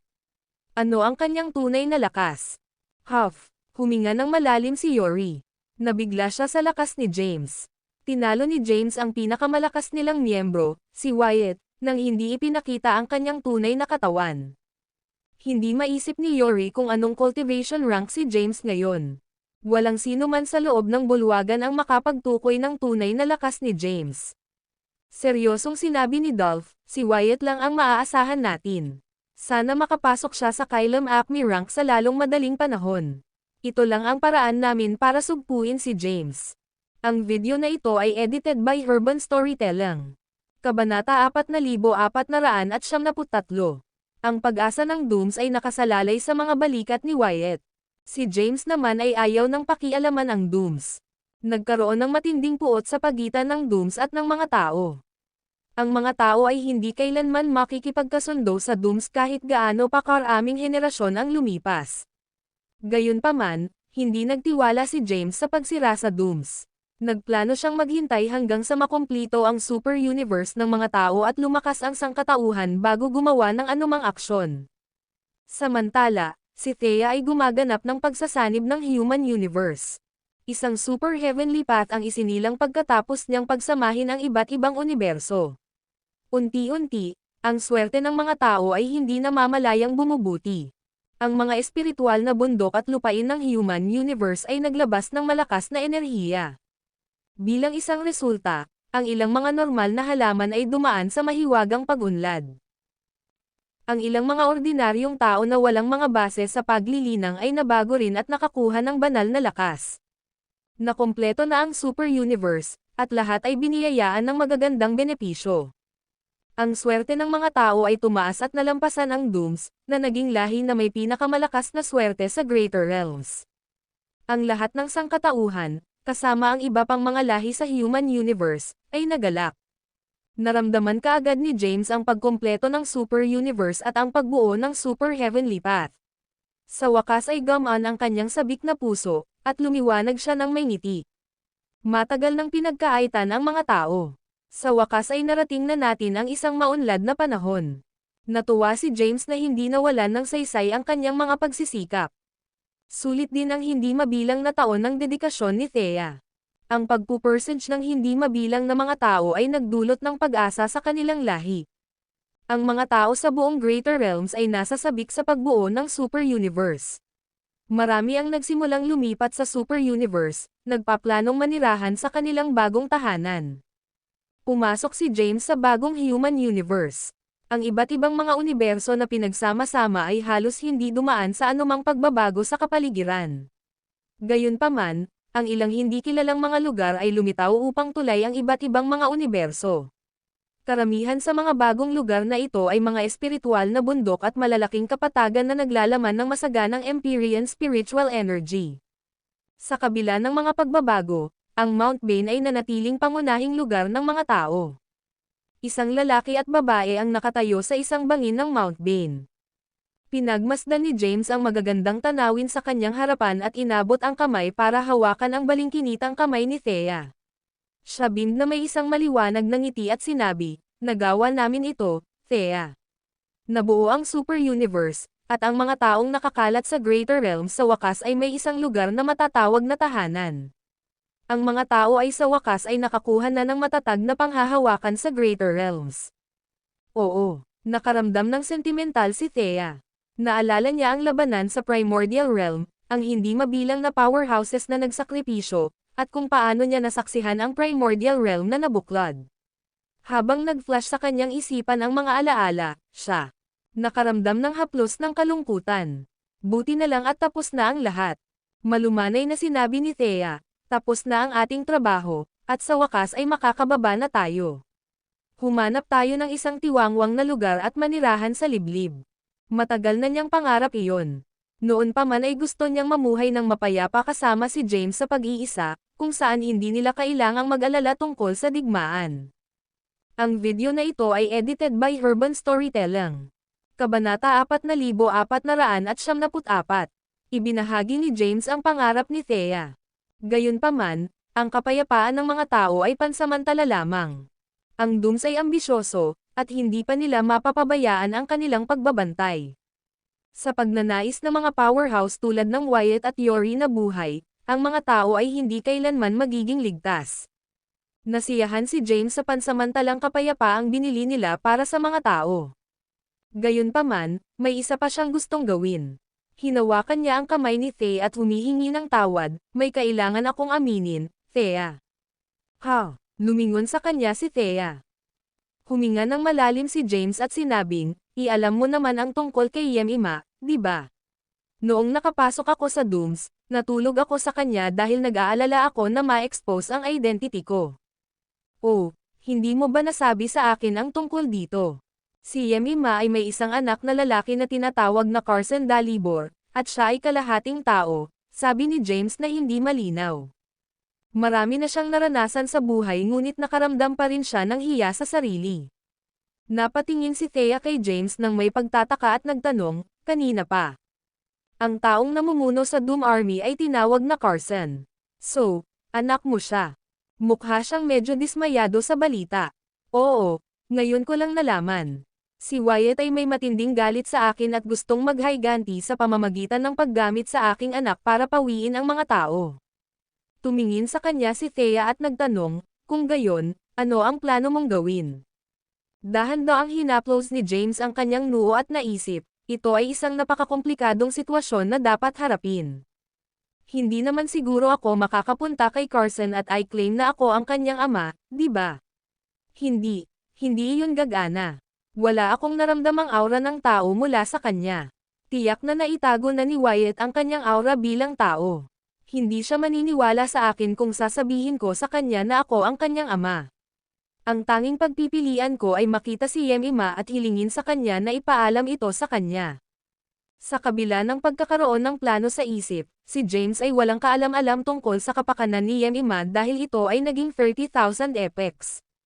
Higit sa lahat, nabuo pa lang ang super universe ng tao, at maraming bagay na dapat asikasuhin ngayon. Ang pagpasok ngayon sa teritoryo ng Dooms ay tiyak na ituturing na provocation. Dahil sa desperasyon, ang Dooms ay maaaring maglunsad ng isa pang labanan, at ang dalawang karera ay magdaranas ng matinding pagkatalo. Bahagyang umiling si James at bumantong hininga. Hindi ko rin alam kung ano ang tamang gawin. After briefly considering it, Thea said, "Let's put that aside for now. It's not the right time to enter the Dooms territory. You should wait until the humans is stronger bago ito alagaan. At saka, wala ka pa bang utang na loob sa akin? Let's set a good date and hold our wedding." Sige, tumanggo si James. Ngunit bago ang kasal, kailangan nating magtalaga ng isang taong mamumuno sa mga tao. Dagdag pa, kailangan nating magtatag ng ilang mga patakaran para sa Super Universe. Kailangan natin ng isang natatanging pinuno para umunlad ang sangkatauhan. May naiisip ka bang angkop na kandidato? Tanong ni Thea. Sagot ni James, I think Soren suits the role. He's a highly respected figure in the humans. Marami na siyang experience dahil matagal na siyang nabuhay. At saka, makapangyarihan din siya. Siya ang perfect fit for the human race's Lord, and Universe Lord. Pasa ako. Biglang umalangaw-ngaw ang isang tawa. Kaagad pagkatapos, lumapit ang isang nasa katanghaliang gulang na lalaki na nakasuot ng gintong damit. Huminto si Soren sa harap ng mag-asawa, at nakangiting sinabi, hindi ako interesadong maging Panginoon ng lahi ng tao, o Panginoon ng universo. Dapat kang pumili ng iba. Saglit na nag-isip si Thea at sinabing, how about Jacopo? Heavenly Court's Lord for a while. Medyo marami na siyang experience sa management, kaya bagay siyang kandidato. Ang video na ito ay edited by Herban Storytelling. Kabanata 4475. Oo naman, walang pagtutol si James na si Jacopo ay maging Panginoon ng lahi ng tao, at gayon din si Soren. Tumingin si Soren sa mag-asawa at nagtanong, nga pala, ano ang sumusunod na plano? Ngayong nabuo na ang ating super universe, iiwan tayo ng Dooms ng mag-isa ng ilang panahon. Hinawakan ni James ang kamay ni Thea at sinabing, we will be held our wedding. Use this opportunity, we will invite our family and friends to reunite and spend time together. Sumagot si Soren, natatakot akong hindi ako makadalo sa masayang okasyon. Bagamat pansamantalang wala sa panganib ang lahi ng tao, ang Dooms ay mayroon pa ring hindi mabilang na makapangyarihang Kailam Acmins. Bukod dito, si Wyatt ay isang malaking banta pa rin sa amin. Plano kong pumunta sa isang pakikipagsapalaran upang mapabuti ang aking cultivation base at magsusumikap na makapasok sa Kailam Acme of the Ranks late din. Stage. Kailan ang alis mo, sir? Tanong ni James. Kinawayan ni Soren ang kanyang kamay at sinabing, I don't deserve such respect from you. Just call me Soren. Aalis ako ngayon. Sumimangot si James at sinabing, plano kong mag-organize ng succession ceremony para kay Jacopo. Kung aalis ka, natatakot akong may mga taong hindi masiyahan sa arrangement. Nakangiting sabi ni Soren, masyado kang nag-aalala, James. Sino ang maglalakas loob na tutol sa paghalili ni Jacopo sa inyong dalawa rito? At saka, ang iyong mga anak ang pinakamalakas sa human lahi. Walang sino man ang hindi masisiyahan sa desisyon. Sige, paalam na. Pagkatapos magsalita, nawala agad si Soren. Sinimulan niya ang kanyang paglalakbay para sa higit na lakas. Sumunod, nanirahan si James sa Mount Bane. Mabilis na kumalat ang balitang si Jacopo ay nagtagumpay bilang Lord of the Human Race at Human Universe.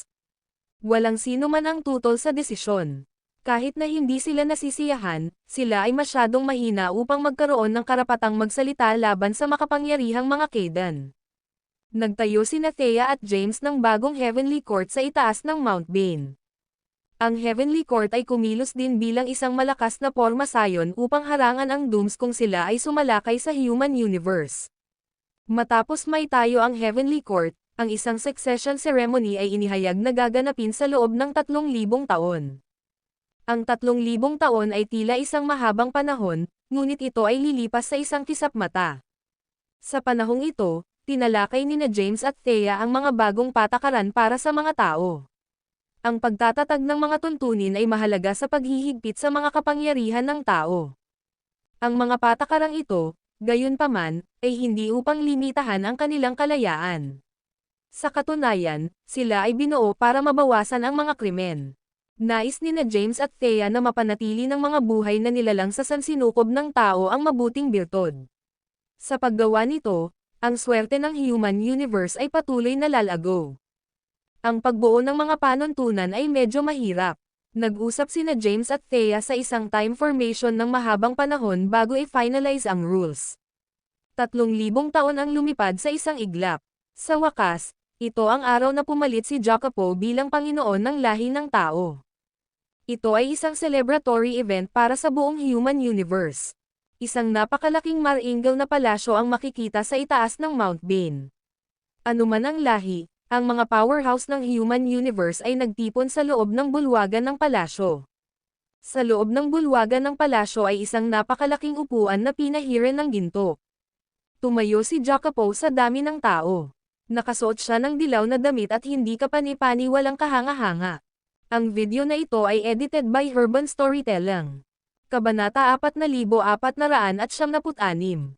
Ang mga tao ay nagsimula sa isang maunlad na edad, at ang lahat ng kapangyarihan ng sangkatauhan ay nagtipon upang ipagdiwang. Alam ni James ang karamihan sa mga powerhouse na dumalo, ngunit ang ilan ay hindi pamilyar na mga mukha. Swoosh! Biglang lumitaw ang dalawang liwanag na sinag sa loob ng pangunahing bulwagan at dahan-daang nagkatotoo sa isang lalaki at babae. Sa wakas ay nagpakita na sina Thea at James.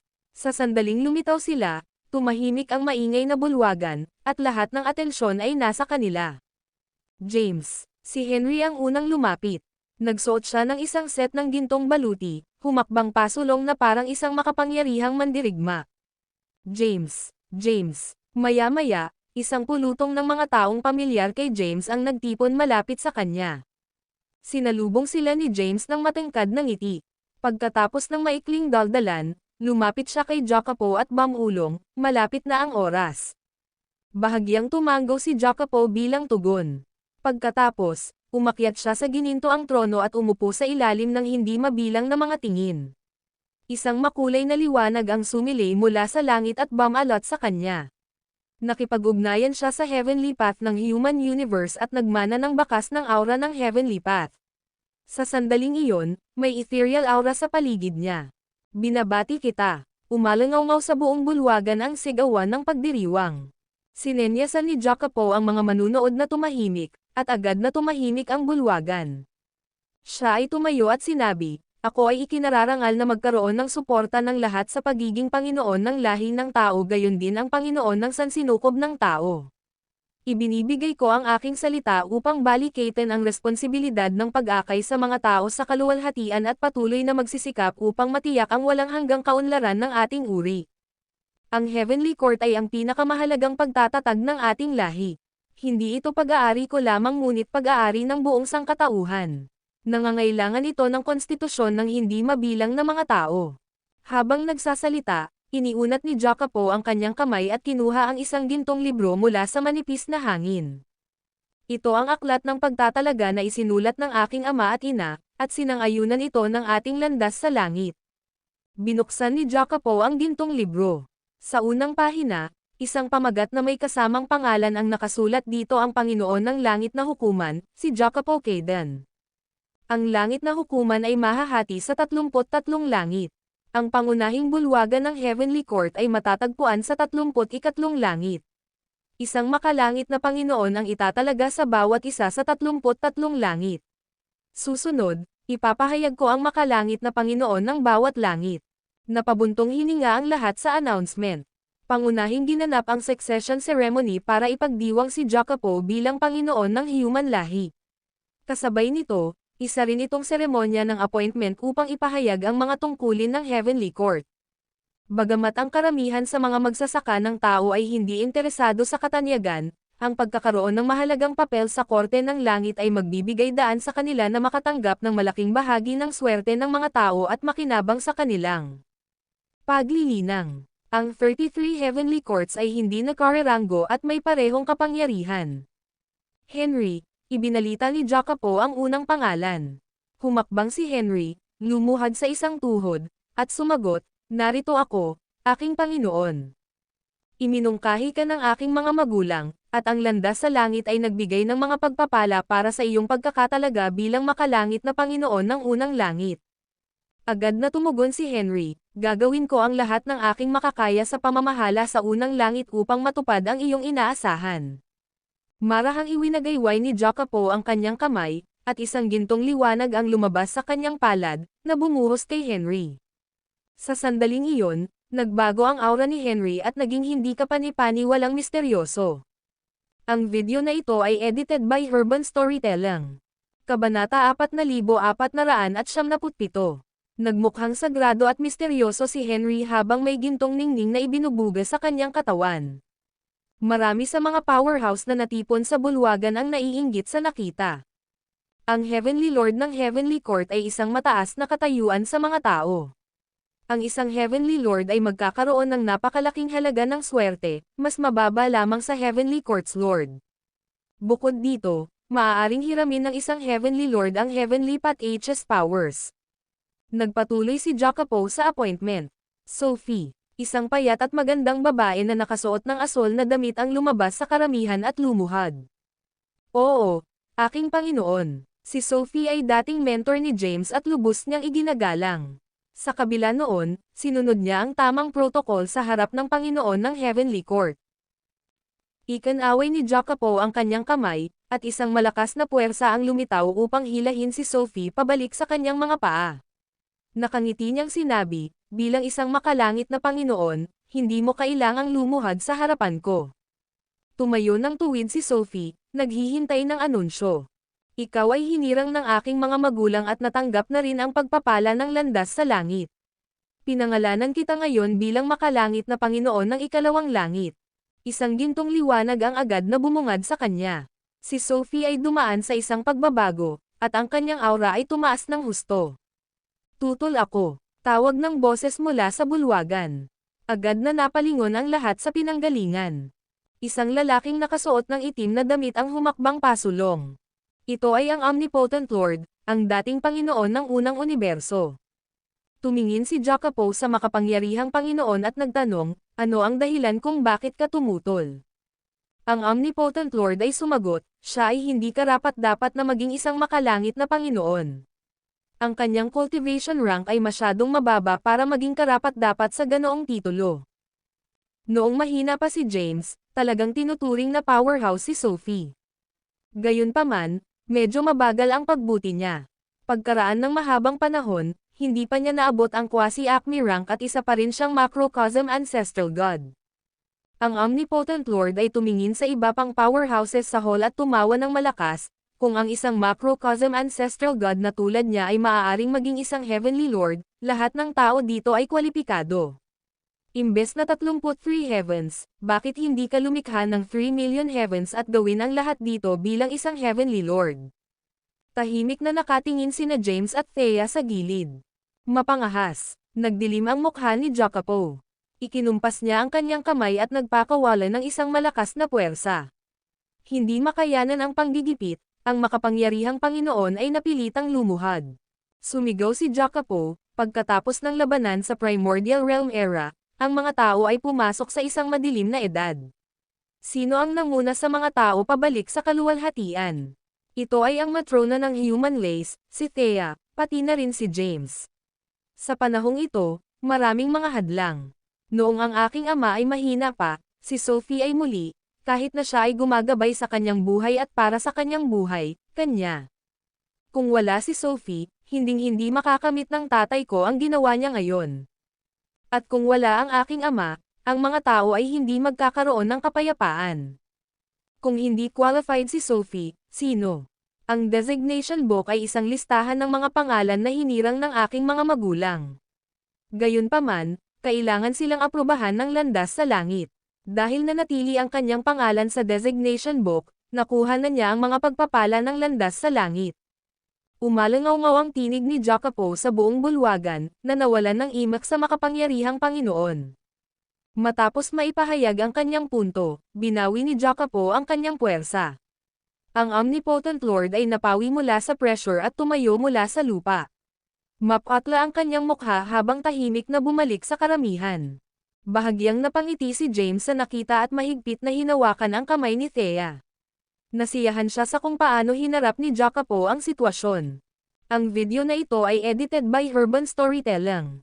Kabanata 4478. Maingat na tinalakay nina James at Thea ang listahan na nakatala sa designation book at hinirang ang bawat makalangit na Panginoon. Sinabi ni Jacopo na ang lahat ay nakakuha ng pahintulot ng makalangit na landas. Sa katunayan, idinagdag lang nina James at Thea ang Heavenly Path H's power sa designation book. Bilang resulta, ang mga itinalaga ay pagpapalain ng kapangyarihan ng landas sa langit. Naabot nina James at Thea ang matinding taas sa cultivation at wala na sila sa kontrol ng Heavenly Path. Kaya, sila ang may huling desisyon sa mga gawain ng human universe. Ang mga powerhouse na natipon sa loob ay masyadong mahina upang maunawaan ang mga bagay na ito. Para sa kanila, ang Heavenly Path ay isang nakahihigit na pag-iral. Si Henry at Sophie ay hinirang ng mga Heavenly Lords ng First Heaven at Second Heaven, ayon sa pagkakabanggit. Binaliktad ni Jacopo ang gintong libro at ipinagpatuloy ang anunsyo. Ang Heavenly Lord of the Third Heaven ay si Brielle Lobran. Isang magandang babae ang lumabas sa karamihan na nakasuot ng puting damit. Nakatayo siya sa harapan ng audience. Gayunpaman, hindi nakatingin kay Jacopo ang kanyang mga mata. Sa halip ay napako ang tingin niya kay James at Thea na nakatayo sa gilid. Si Brielle ay isang magsasaka na may malaking potensyal. Bagamat hindi siya tao, hindi ito naging hadlang sa pagkakatalaga sa kanya bilang isang makalangit na Panginoon. Siya ay hinirang higit sa lahat dahil sa kanyang hindi mapaghihiwalay na relasyon kay James. Nakonsensya si James sa kanya at binigyan siya ng posisyon bilang isang makalangit na Panginoon. Si Brielle ang unang magsasaka na naging Grand Emperor sa Apocalypse Age. Siya ay kasalukuyang isang 9-power macrocosm ancestral god na malapit ng maging isang quasi-Acmin. Brielle, ikaw na ang bahala sa Third Heaven. Ikanaway ni Jacopo ang kanyang kamay, at lumabas sa kanyang palad ang gintong liwanag. Nagmistulang Diyosa si Brielle nang bumabalot sa kanyang katawan ang liwanag. Salamat, Lord Jacopo. Matapos matanggap ang kanyang appointment, tumabi si Brielle. Langit na Panginoon ng Fourth Heaven, Maxine Caden. Isang kaakit-akit na babae ang humakbang at iniangat ang ulo upang salubungin ang tingin ni Jacopo. Then, her eyes shifted to James and Thea standing beside Jacopo. Isang pait na pakiramdam ang bumangon sa kanyang puso. Natutuwa siya na ang mga tao ay nagsimula sa isang maunlad na panahon. Gayunpaman, alam niyang binigyan siya ng posisyon bilang isa sa mga Heavenly Lords dahil kay James at hindi sa kanyang mga kakayahan. Siya ay nasa pagtanggi at tumanggi na tanggapin ang kasalukuyang sitwasyon. Ang kanyang karmic connection kay James at Thea ay mapuputol kung tatanggapin niya ang posisyon. Sa ilalim ng hindi mabilang na inggit na mga mata, sinabi ni Maxine, tumanggi ako sa posisyon. Tinanggihan niya ito. Nagulat ang mga powerhouse sa bulwagan. Maging si Jacopo ay hindi inaasahan ang ganoong sitwasyon. Lumapit si Winnie at nagtanong, anong problema, Tita Maxine? Sanay na akong hindi mapigil at ayaw kong matali sa Heavenly Court. Pilit na ngumiti si Maxine. Makikita ko ang lahat sa ibang pagkakataon. Mabilis siyang tumalikod at umalis sa Heavenly Court. Ngayon ay isang masayang kaganapan para sa pamilya ni James, at ang pananatili ay magpapalalim lamang sa kanyang sakit. Bahagyang natalo si Jacopo matapos tumanggi si Maxine na italaga. Hinawakan ni Thea ang kamay ni James at kinurot siya. Gayunpaman, mayroon siyang malakas na pangangatawan. Sa huli, siya ang nagdusa, at ang kanyang mukha ay kumikibot. Pagkaalis ni Maxine, nagpatuloy ang appointment ceremony. Langit na Panginoon ng Fifth Heaven, Tiara Youngblood. Muling bumungad sa palad ni Jacopo ang gintong liwanag na bumagsak sa katawan ni Tiara. Agad na dumaan si Tiara sa isang pagbabago, at nagbago ang kanyang aura. Binabayaran ni James ang ilang tao sa pamamagitan ng paghirang sa kanila bilang mga Panginoon sa langit. Kasabay nito, gusto niyang putulin ang karma na mayroon siya sa pagitan ng ilang tao. Matamis na sinabi ni Tiara, salamat, Panginoong Jacopo. Malangit na Panginoon ng ika-6 na langit, Lucifer Manakam. Ako. Ang video na ito ay edited by Herban Storytelling. Kabanata 4479. Lucifer ay nakasuot ng itim na roba sa likod ng bulwagan. Noong nakaraan, siya ay isang powerhouse ng 12th universe. Noong hindi pa lumaki si James sa isang walang katulad na powerhouse, magkaribal sila sa isa't isa. Sa paglipas ng panahon, hinijitan siya ni James. Bagamat hindi tao, ipinanganak si Lucifer sa human universe. Siya ay dumalo lamang upang panoorin ang seremonya ng paghalili at hindi inaasahan na mahirang bilang isa sa mga Heavenly Lords. Pagkatapos ng maikling pagkabigla, inayos niya ang sarili at sumagot, salamat, Panginoong Jacopo. Langit na Panginoon ng ikapitong langit, Helvius Daniela. Langit na Panginoon ng ikawalong langit, Sylvester Daniela. Langit na Panginoon ng ikasyam na langit, Zandros Tigan. Langit na Panginoon ng ikasampung langit, Yara Kazinmor. Langit na Panginoon ng ikalabing isang langit, Chusay Gale. Ang makalangit na Panginoon ng ikalabindalawang langit, Henrik Declan. Langit na Panginoon ng ikalabintatlong langit, Kalinikos Yoav. Langit na Panginoon ng ikalabing-apat na langit, Jabari. Langit na Panginoon ng ikalabinlimang langit, Quincy Zenos. Ang seremonya ng appointment ay nagpatuloy ng mahabang panahon sa pangunahing bulwagan. Karamihan sa mga itinalaga bilang Heavenly Lords ay kamag-anak ni James o malaki ang naiambag sa sangkatauhan sa paglipas ng mga taon. Si Maxine naman ay nag-iisang tumalikod sa posisyon at umalis sa Heavenly Court. Siya ay itinuturing na isang powerhouse sa kasalukuyang edad. Kahit na wala siyang lakas upang i-transverse ang chaotic void sa ibang mga universo, maaari siyang pumunta saan man sa human universe. Umalis si Maxine na naghahanap ng espiritual na bundok sa isang tiwangwang na lugar, na nagbabalak na mag-isa ng walang hanggan. Pagkaraang makahanap ng matitirahan ay biglang sumili sa kanyang harapan ang isang puting liwanag. Swoosh! Isang babae ang nagkatawang tao mula sa liwanag. Bagamat nasa harapan ng babae si Maxine, nakakubli ang kanyang hitsura. Tanong ni Maxine, sino ka? Habang nakatitig sa babae ay napaatras ng ilang hakbang si Maxine. Sinuri ng babae si Maxine mula ulo hanggang paa at tumango bilang kasiyahan. Pagkatapos, sinabi niya, hindi masama. Gusto mo bang maging alagad ko? Hindi. Matapos ang maikling pagkabigla, mabilis na tumalikod si Maxine at umalis. Nawalan siya ng interes sa lahat. Nabigla rin ang babae sa reaksyon nito. Siya ay personal na dumating upang i-recruit si Maxine bilang isang disipulo ngunit tinanggihan. Kutsain siya ng iba kapag may lumabas na isang tao na tumanggi sa kanyang alok. Bawal kang tumanggi. Bahagyang ngumiti ang babae at ikan-away ang kamay. Isang malakas na puwersa ang lumabas at bumalot kay Maxine. Biglang nawala ang dalawa sa lugar. Samantala, ang seremonya ng appointment sa bulwagan ng Heavenly Court ay patuloy. Makalangit na Panginoon ng ika-30 langit, Melinda Theophanes. Langit na Panginoon ng 31 langit, Radimir Theophanes. Langit na Panginoon ng 32 langit, Zulcia Meredith.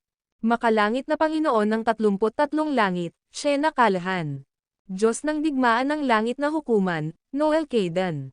Ang law enforcer ng Heavenly Court, Winnie Caden. Inihayag ang iba't ibang tungkulin ng Heavenly Court.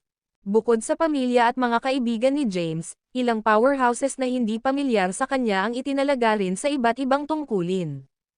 10,000 buhay na nilalang ang bumubuo sa makalangit na hukuman ng sansinukob ng tao, mula sa pinakamataas na posisyon ay ang Panginoon ng Langit na hukuman hanggang sa pinakamababa na isang menor de edad na general.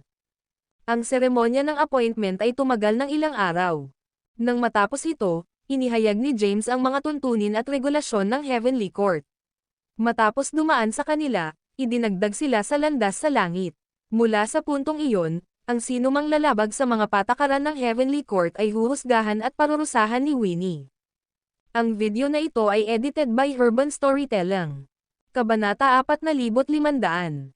The Human Race's Supreme Universe ay matagumpay na nabuo, at si Jacopo ay naging Panginoon ng Heavenly Court. Bilang karagdagan, maraming mga kapangyarihan ng tao ang itinalaga sa mahahalagang tungkulin sa korte sa langit. Samantala, sina Thea at James, ang mga bayani ng human race, ay hindi kumuha ng anumang posisyon. Bagamat wala silang mga tungkulin sa Heavenly Court, sila ang may huling desisyon sa mga gawain ng human universe. Gayunpaman, hindi nila nais na isangkat ang kanilang mga sarili ng labis at nais nilang mamuhay ng maluwag sa pag-iisa. Para naman kay Soren, itinalaga siya ni James sa isang mahalagang posisyon sa kabila ng kanyang kawalan. Siya ay itinalaga bilang kataas-taasang Panginoon at binigyan ng kataas-taasang palasyo sa itaas ng 33 langit. Ang kanyang awtoridad ay katumbas ni Jacopo, ang Panginoon ng Langit na hukuman. Nang matapos ang buong appointment ceremony, inanunsyo ni James ang kasal niya kay Thea. Ang seremonya ng kasal ay gaganapin sa Mount Bain makalipas ang 300 taon. Inimbitahan ang lahat na magdiwang kasama nila. Matapos makumplito ang mga opisyal na gawaing ito, si James at Thea ay nanirahan sa loob ng Mount Bain. Sa panahong ito, nagsimula silang maghanda ng buong puso para sa kasal.